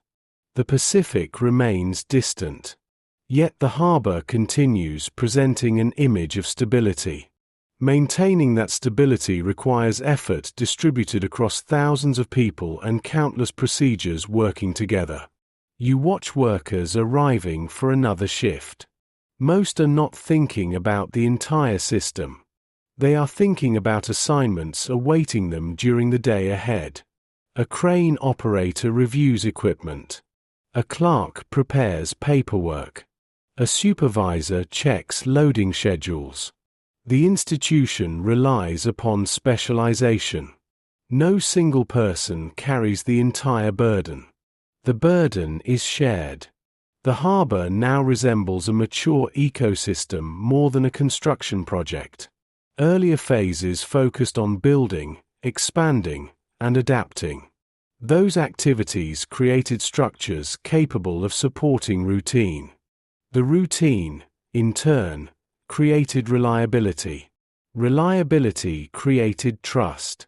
Together they formed the foundation upon which the larger system now rests. Inside administrative offices, reports arrive from every direction. Some contain routine information. Others describe minor complications requiring attention. A shipment may need rerouting. A vessel may require revised loading instructions.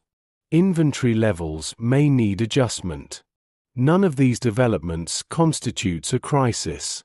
They are part of the daily work of maintaining flow. The distinction matters. Flow is not the absence of problems. Flow is the successful management of problems. You begin noticing how frequently workers solve issues before those issues become visible. A scheduling conflict is resolved before it delays cargo. Additional transportation is arranged before congestion develops.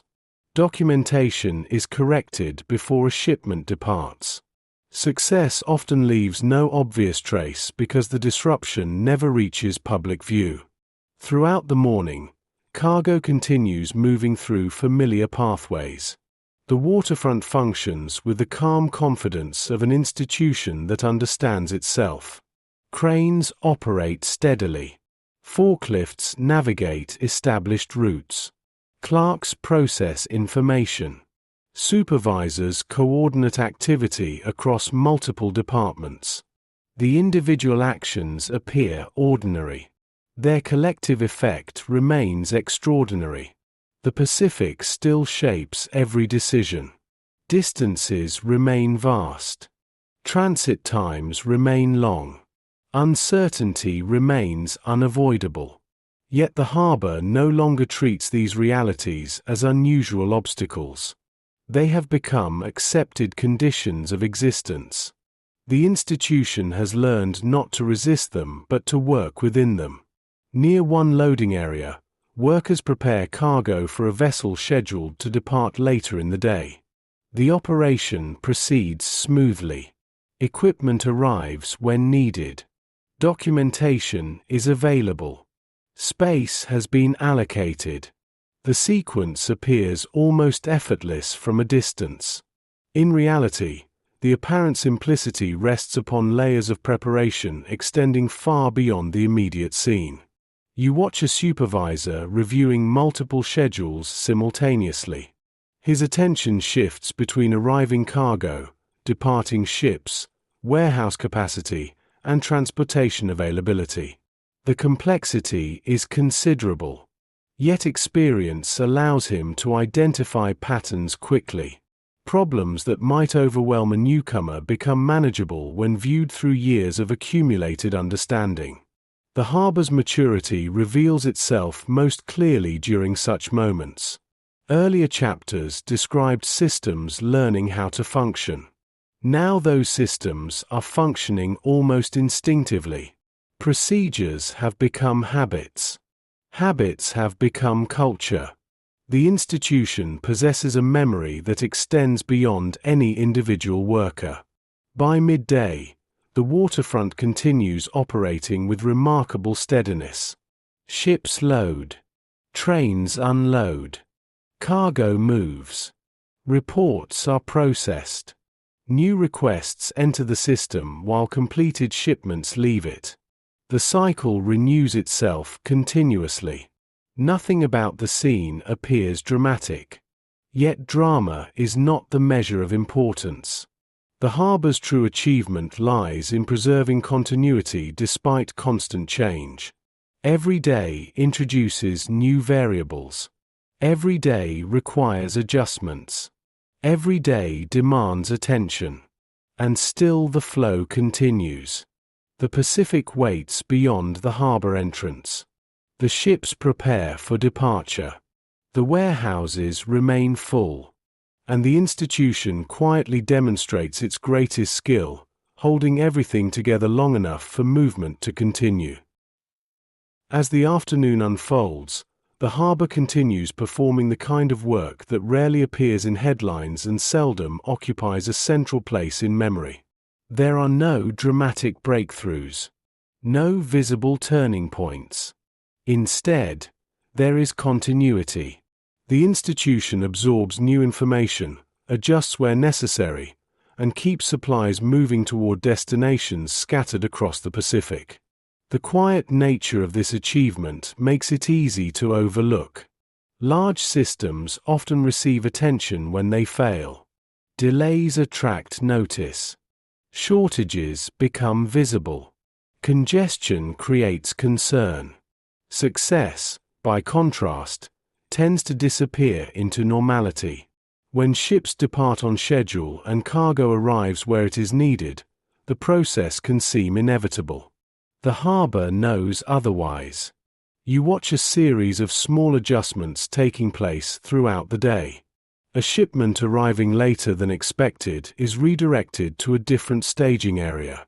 A loading sequence is altered to accommodate revised priorities. Additional space is found for incoming cargo without disrupting ongoing operations. None of these actions transforms the harbor. Together, they preserve its stability. This preservation requires cooperation extending across departments that may rarely interact directly. Warehouse personnel depend upon transportation schedules. Transportation schedules depend upon administrative planning. Administrative planning depends upon information arriving from across the Pacific. Every element supports another. The harbor functions because its components remain connected. Near the waterfront, a cargo vessel prepares for departure while another approaches the harbor entrance. The overlap captures something essential about mature logistics. Endings and beginnings occur simultaneously. One shipment leaves. Another arrives. One request is fulfilled. Another enters the system. The work never truly concludes because demand continues renewing itself. The Pacific contributes to this perpetual motion. Distance ensures that multiple timelines exist at once. Cargo loaded today may still be at sea when future shipments are already being prepared. Supplies unloaded on a distant island may generate replacement requests before the original voyage has fully concluded. The ocean stretches events across time, creating layers of activity that overlap continuously. You begin to notice how much of the harbor's strength comes from predictability rather than speed. Rapid movement has value, but reliable movement often matters more. Commanders planning operations depend upon expectations. Engineers depend upon schedules. Medical facilities depend upon regular deliveries. Consistency allows distant organizations to make decisions with confidence.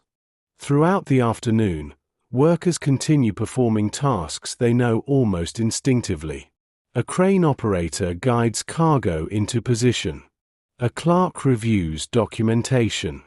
A supervisor walks through a warehouse verifying inventory. Their actions are familiar because the harbor has spent years refining them. Experience has transformed complexity into routine. The weather remains calm. Sunlight reflects gently from the harbor water. Ships rest at their berths while loading continues. The scene appears almost tranquil, particularly compared to the immense demands being managed beneath its surface. The contrast feels appropriate. Mature systems often appear calmer than developing ones precisely because they have learned how to absorb pressure. Inside administrative offices, the flow of information continues uninterrupted. Reports arrive. Updates are processed. New requests enter circulation. Existing plans are reviewed. The work resembles a conversation extending across an ocean. Messages travel outward. Responses return. Decisions follow. The cycle repeats. One clerk pauses briefly near a window overlooking the waterfront.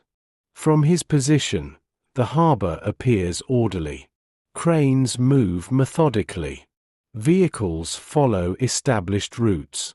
Ships wait patiently beside the piers. What he sees is the visible expression of countless invisible relationships functioning successfully. The order is real, but it is not automatic. You watch the afternoon gradually moving toward evening. Long shadows begin stretching across cargo yards and loading areas. The pace remains steady. There is no dramatic rush toward completion because completion itself is temporary. Every finished task creates space for another. The harbor exists within a cycle designed to continue. This realization introduces a subtle shift in the documentary's emotional atmosphere. Earlier chapters focused on growth, repetition, adaptation, and prioritization. Now the institution appears almost fully realized. The harbor has become what it was striving to become. The challenge is no longer transformation. The challenge is endurance. That challenge will define the next phase of the story. For now, however, the focus remains on continuity. As evening approaches, ships continue loading beneath the fading light. Harbor lamps begin appearing one by one. Reflections shimmer across calm water between the piers. Workers complete assignments while preparing for those who will continue through the night. The flow remains intact. The schedules remain active. The Pacific continues waiting beyond the harbor entrance. And beneath the first lights of evening, the waterfront quietly demonstrates the achievement that makes every other achievement possible. The ability to keep moving, day after day, without allowing distance, uncertainty, weather, or complexity to break the chain connecting supply to need. The harbor as a world. There are people who arrive at the harbor intending to spend a few months there and remain for years. Not because they plan to. Not because the waterfront possesses any particular glamour, but because large institutions gradually create their own gravity. The routines become familiar.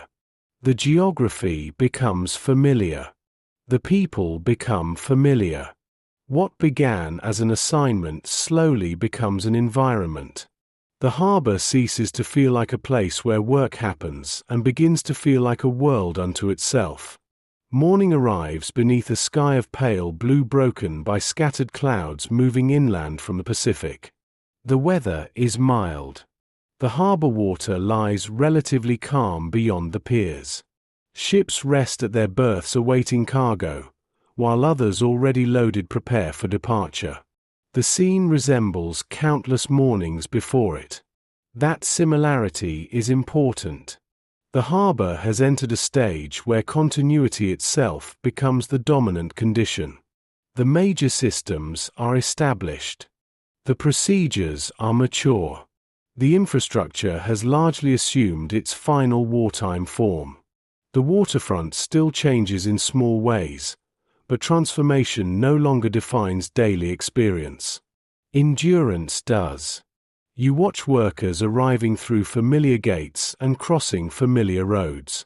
Many no longer think consciously about the distances they travel between warehouses, offices, and loading areas. The routes have become embedded in memory. They move through the harbor much as residents move through a hometown, guided by habit rather than deliberate navigation. The environment encourages this relationship. Certain warehouses become known for specific cargo.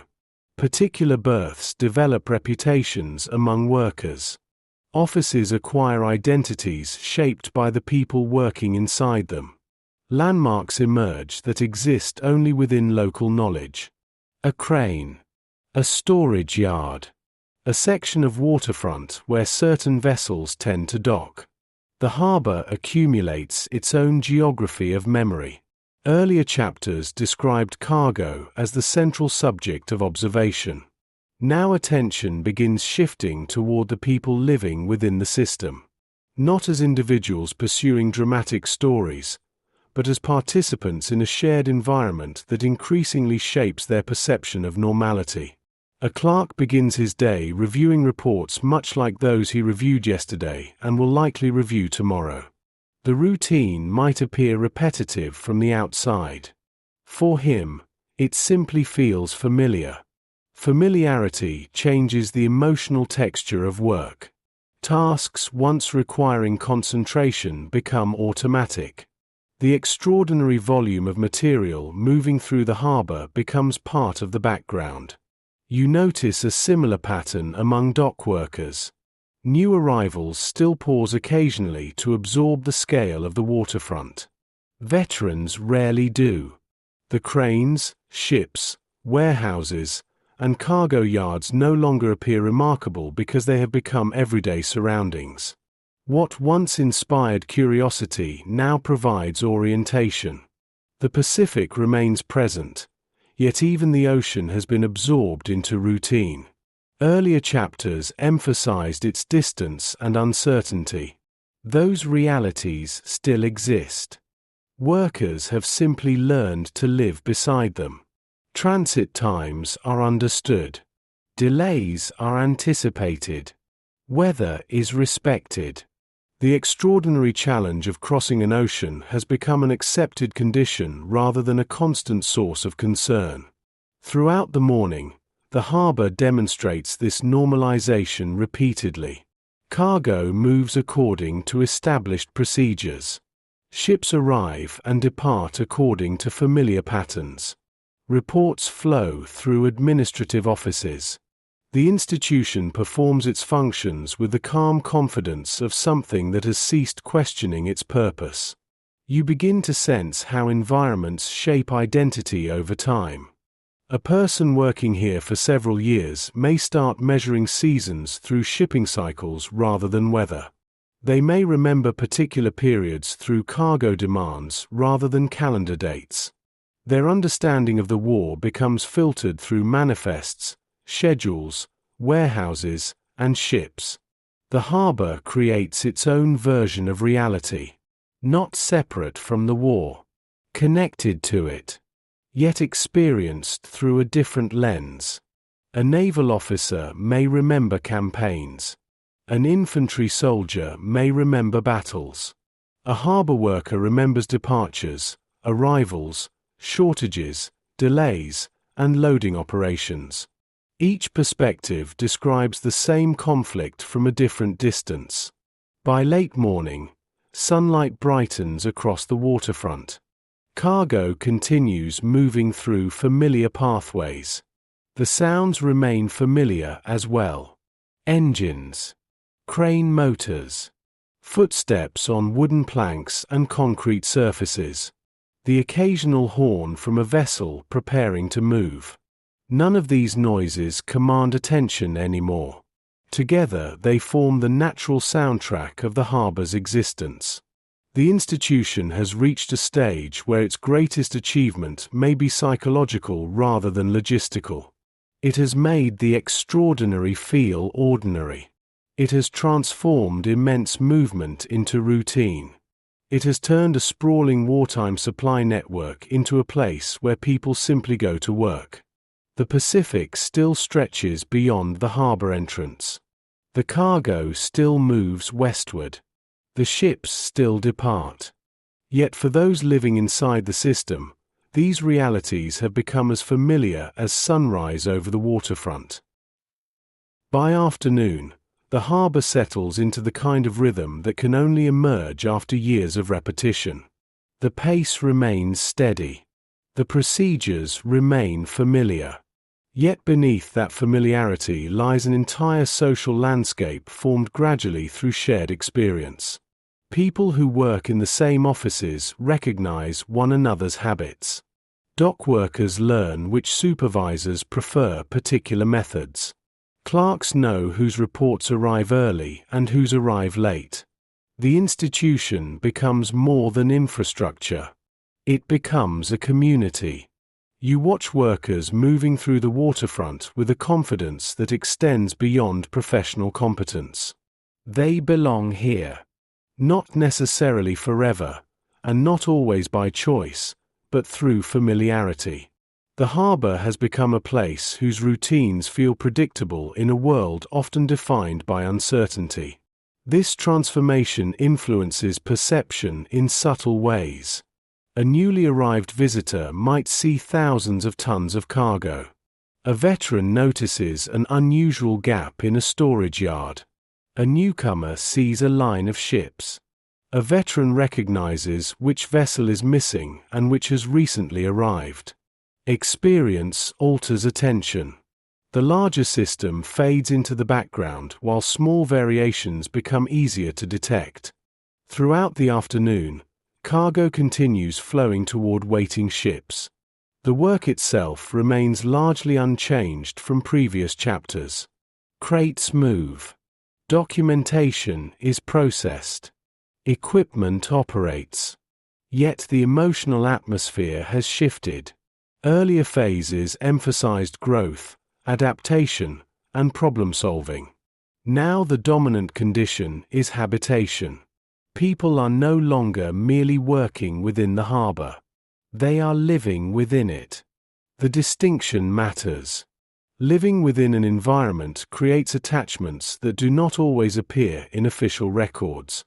Workers remember particular piers, particular ships, particular offices, certain mornings, certain storms, certain periods when the harbor seemed especially crowded or unusually quiet. Memory begins attaching itself to places. You notice this phenomenon while observing a supervisor walking through a section of waterfront he has crossed thousands of times. The route requires little conscious thought. He knows where surfaces become uneven after rain. He knows which warehouse doors tend to remain open during loading operations.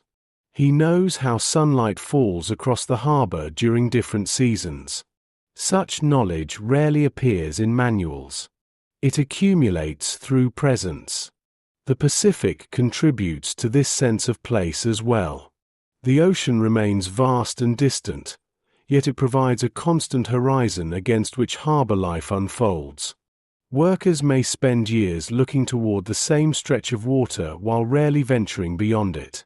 The sea becomes both familiar and unknowable at the same time. Inside administrative offices, the institutional memory of the harbor continues growing. Filing cabinets fill with reports documenting years of activity. Schedules record voyages long completed. Correspondence preserves discussions about problems already solved. The paperwork forms an archive of movement stretching backward through time. You begin to understand that mature institutions possess memories much like individuals do. Not perfect memories. Not complete memories. But accumulated records, habits, stories, and routines that shape future behavior. The harbor remembers through documentation. The workers remember through experience. Together they create continuity extending beyond any single person. As the afternoon progresses, sunlight begins softening across the waterfront. Shadows lengthen between warehouses. Cargo operations continue at their usual pace. The visible activity remains largely unchanged, yet the chapter's focus increasingly rests upon perception rather than process. The harbor no longer feels temporary. That realization would have seemed surprising during the early years of expansion. Many workers likely expected the intensity of wartime logistics to diminish quickly. Instead, the system became a permanent feature of daily life. People adapted accordingly. Extraordinary circumstances became ordinary surroundings. Near one berth, a cargo vessel prepares for departure while another receives fresh supplies. The overlap feels symbolic. Endings and beginnings occur simultaneously throughout the harbor. Ships come and go. Personnel arrive and leave. Yet the institution remains. This persistence shapes identity. A worker may transfer elsewhere. A supervisor may retire. A clerk may move to another assignment. The harbor continues. Its routines survive individual departures because they have become embedded within the larger system. By evening, harbor lights begin appearing along roads, piers, and warehouses. Their reflections stretch across calm water, turning darker beneath the approaching night. The waterfront appears almost peaceful despite the enormous logistical effort continuing around it. You watch workers finishing shifts while others arrive to replace them. The transition occurs smoothly because it has happened countless times before. Knowledge passes from one group to another. Responsibilities continue. The flow remains uninterrupted. The Pacific lies beyond the harbor entrance, vast and largely unseen in the darkness. The ships remain. The cargo remains. The routines remain. And beneath the glow of evening lights, the harbor reveals what it has truly become. Not simply a transportation hub. Not simply a wartime facility. But a world of its own, sustained by repetition, memory, and the quiet endurance of people who have spent years keeping movement alive along the edge of an ocean. Lights across the water. The harbor does not notice history passing in the moment. A cargo vessel departs. Another arrives. A report is filed. A warehouse empties and fills again. The routines continue so steadily that larger changes often become visible only when viewed across years rather than days. What once felt temporary begins revealing itself as an era. Morning arrives beneath a thin layer of coastal haze. The Pacific appears almost silver beneath the early light, while ships at anchor seem suspended between water and sky. The harbor wakes as it always does. Engines start. Office lights appear. Workers pass through gates and follow familiar roads toward familiar responsibilities. Yet something has changed. Not dramatically. Not suddenly. The change exists in accumulation. The institution that spent years building, expanding, adapting, prioritizing, and enduring now carries the weight of experience. The harbor remains active, but it also bears evidence of everything it has already done. You watch a crane operator beginning another shift. The equipment around him appears sturdy and reliable, yet closer observation reveals signs of long service. Paint has faded in places. Metal surfaces show wear. Components have been repaired, maintained, and repaired again. The machinery remains effective precisely because attention has been given to its preservation. The same pattern appears throughout the harbor. Roads carry marks left by years of heavy traffic. Warehouse floors reveal paths worn smooth by repeated movement. Office furniture shows evidence of constant use. The infrastructure remains functional, but time has left fingerprints on everything. This chapter introduces a new condition. Not growth. Not adaptation. Not routine. Accumulation. The harbor has become a repository of effort. Every completed shipment has left some trace behind. Every solved problem has contributed to institutional knowledge. Every season has added another layer to the environment. You begin noticing how workers respond to these traces. Experienced personnel often remember earlier versions of the waterfront. They recall warehouses before expansion, roads before reconstruction, procedures before refinement.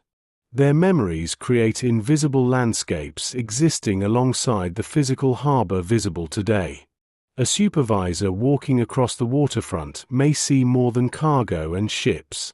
He may remember previous years layered beneath the present. A storage yard where a warehouse now stands. A loading area that once functioned differently. A berth occupied by vessels long departed. The harbor becomes a place where memory and reality coexist. Throughout the morning, operations continue with familiar efficiency. Cargo moves toward ships. Documentation circulates through offices. Trains arrive from inland transportation networks. The visible flow remains steady. Yet the chapter's attention increasingly rests upon what has accumulated beneath that flow. Institutional knowledge is one example. Earlier chapters described how experience improved procedures and strengthened resilience. Now those lessons have become part of the harbor itself. New workers inherit systems they did not create. They benefit from solutions developed years earlier. The institution remembers even when individuals move on. You watch a clerk training a newer employee inside an office overlooking the waterfront. Much of what he teaches exists nowhere in formal manuals. It consists of practical understanding gathered through repetition. Which reports deserve closer attention? Which delays are routine and which may indicate larger issues? Which patterns tend to repeat? Knowledge passes quietly from one generation of workers to another. The Pacific continues shaping this process. Distance remains. Uncertainty remains. Weather remains. Yet the harbor now approaches these conditions with the confidence of long familiarity. Challenges once considered unusual have become expected. Solutions once discovered through trial have become standard practice. By late morning, sunlight brightens across the waterfront. Ships rest at their berths while loading operations proceed steadily. The scene appears almost timeless. Yet nothing about it is timeless. Every crane, every warehouse, every road, every procedure exists because countless people spent years building, refining, and sustaining them. The harbor carries those years within itself, not as monuments, not as ceremonies, but as wear patterns on steel, as habits embedded in routine, as memories attached to places. The Pacific stretches beyond the harbor entrance exactly as it always has. The difference lies on shore. The harbor now bears the accumulated weight of everything it has learned.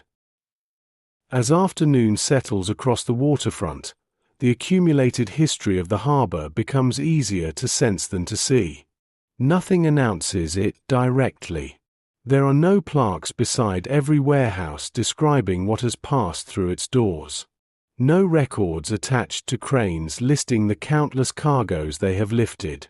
The evidence exists in quieter forms, in habits, in confidence, in routines performed so smoothly that their origins are often forgotten. You watch workers moving through the harbor with an ease that reflects years of collective experience. Many were not present during the earliest phases of expansion. Some arrived after the major systems were already established. Yet they operate within structures shaped by people who came before them. The institution carries memory forward even as individuals come and go. The harbor's relationship with time now feels different from the one described in the earlier chapters. During the years of growth, attention focused primarily on what needed to be built. During the years of adaptation, attention focused on responding to changing conditions. Now the emphasis rests upon continuity across long stretches of experience. The system has endured. That endurance has consequences. Roads become familiar. Procedures become tradition. Certain methods survive because they have repeatedly proven effective. Others disappear because experience revealed their limitations. The harbor evolves, but it also remembers. You notice this most clearly inside the administrative offices. Filing cabinets contain records documenting voyages completed long ago. Reports describe shortages that were solved years earlier. Correspondence preserves discussions about priorities that once seemed urgent and have since become history. The documents remain quietly in place, creating an archive of movement stretching backward through time. Outside, cargo continues moving exactly as it always has. Forklifts cross loading areas. Cranes lower supplies into waiting ships. Freight trains arrive from inland distribution centers. The visible activity remains familiar. Yet beneath every routine lies accumulated knowledge making that routine possible. A newer employee asks a question about a shipping procedure. The answer arrives quickly from someone who has encountered the situation before. The exchange lasts only a moment, but it illustrates the harbor's deeper strength. Experience no longer resides solely in individuals. It has become distributed throughout the institution itself. You begin to understand why mature logistical systems often appear calmer than developing ones. They are not free from challenges. They simply possess larger reserves of memory. Problems that once felt unfamiliar now resemble situations encountered previously. Solutions emerge more easily because precedents already exist. The Pacific remains beyond the harbor entrance, vast as ever. Ships continue departing toward destinations scattered across enormous distances. Weather still changes. Priorities still shift. Demand still renews itself. None of these realities has disappeared. What has changed is the harbor's relationship with them. The institution no longer reacts as a newcomer. It responds as something seasoned. Throughout the afternoon, sunlight gradually softens across the waterfront. The bright clarity of midday gives way to warmer tones. Warehouse walls catch the lowering light. Cranes cast long shadows over loading areas. Ships resting at their berths seem quieter than before, though the work around them continues uninterrupted. The atmosphere encourages reflection. Not dramatic reflection. The quieter kind that emerges naturally when a long effort has continued long enough to become part of everyday life. You watch a vessel preparing for departure. Similar scenes have appeared throughout the documentary. Yet now the departure feels slightly different. Earlier chapters focused on movement itself. This chapter focuses on what movement leaves behind. The ship carries cargo outward. The harbor retains experience. Every voyage contributes to that accumulation. Every season contributes. Every solved problem contributes. The institution grows older not simply through the passage of time but through the gathering of knowledge. As evening approaches, harbor lights begin appearing across the waterfront. One by one they illuminate roads, warehouses, offices, and piers. Their reflections stretch across calm water darkening beneath the Pacific sky. The scene feels familiar because it has been repeated countless times. And yet every repetition has been slightly different. Different weather. Different cargo. Different personnel. Different priorities. The continuity exists not because nothing changes. The continuity exists because the harbor continues despite change. Workers complete shifts and depart through the same gates they entered that morning. Others arrive to replace them. Ships remain at their berths. Cargo continues moving. Administrative offices continue processing information. The cycle persists. You watch the lights shimmering across the water between the piers and the open Pacific beyond. They seem almost suspended between two worlds. Behind them lies the harbor, shaped by years of labor, memory, and accumulated experience. Beyond them lies the ocean, still vast, still uncertain, still demanding movement. The documentary has followed cargo, schedules, weather, priorities, and institutions. Yet in the end, the harbor's story is not really about cargo alone. It is about continuity. About people who spent years sustaining movement across distances they would never fully see. About an environment that transformed extraordinary effort into ordinary routine. And about the quiet lights that appeared each evening along the waterfront, reflecting across the water while another day's work settled gently into memory. The Pacific remains beyond the harbor entrance. The ships continue their journeys. The lights continue shining across the water. And the harbor, carrying the accumulated weight of everything it has learned, continues its patient work beneath the gathering night. The harbor is quieter now. Not silent. Harbors are rarely silent. Engines still hum somewhere beyond the water. Cranes still move beneath distant lights. Ships still arrive carrying cargo from places most people will never see. The flow of material across oceans did not end with the war. In many ways, it became even larger. Yet standing beside a modern waterfront at night, it is possible to feel echoes of the world that once existed here. The outlines have changed. Containers have replaced many of the crates. Computers have replaced much of the paperwork. Communications travel in moments rather than days. Ships have grown larger. Ports have become more automated. The scale would astonish many of the workers who spent their lives loading supplies onto wartime cargo vessels. But certain things remain familiar. The water remains. The horizon remains.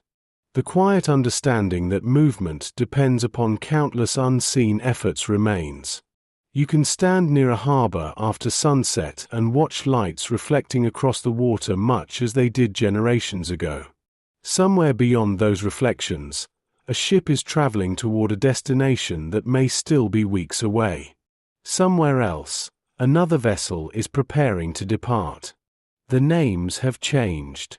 The cargo has changed. The rhythm has not. During the war, millions of people experienced the conflict through battlefields, airfields, hospitals, factories, ships, and distant islands. Others experienced it through places like the harbor we have visited throughout this documentary.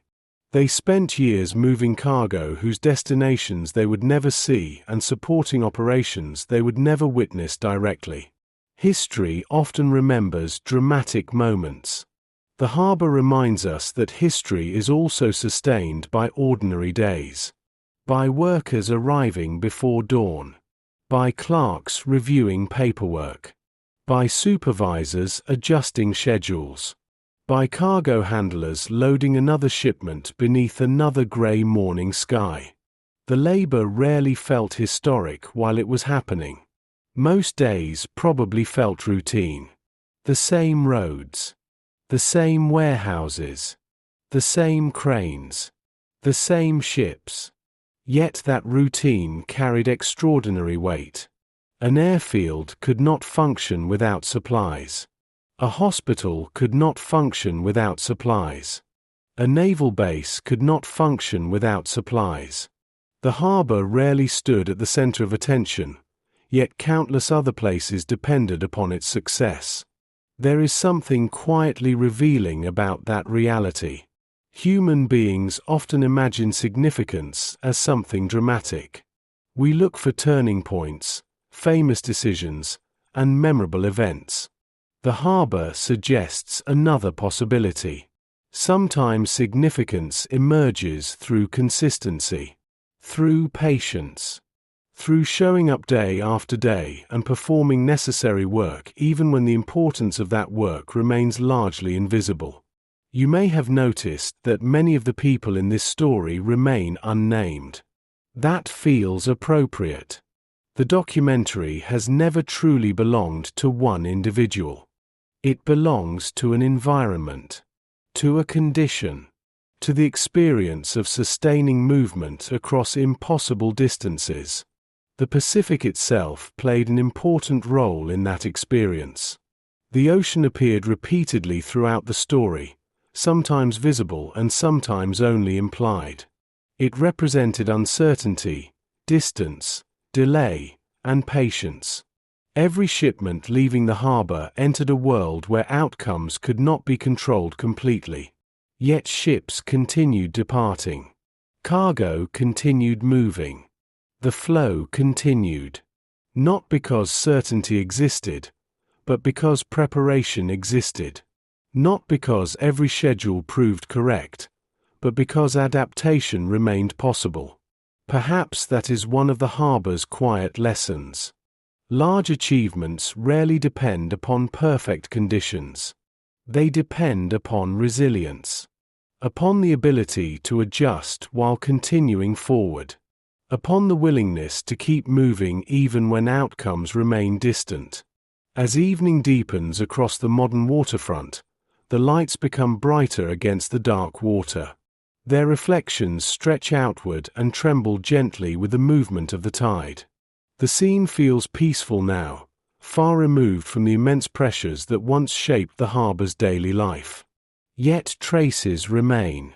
Not necessarily in buildings or equipment. In memory. In habit. In the systems that followed. In the understanding that vast undertakings are often supported by people whose names rarely appear in history books. The workers we have followed loaded supplies, organized manifests, revised schedules, solved problems, and sustained routines. Most would likely have described their days as ordinary. That is precisely what makes their story worth remembering. The extraordinary was hidden inside the ordinary. A crate lifted onto a ship. A report filed before sunset. A train arriving before dawn. A vessel disappearing beyond the horizon.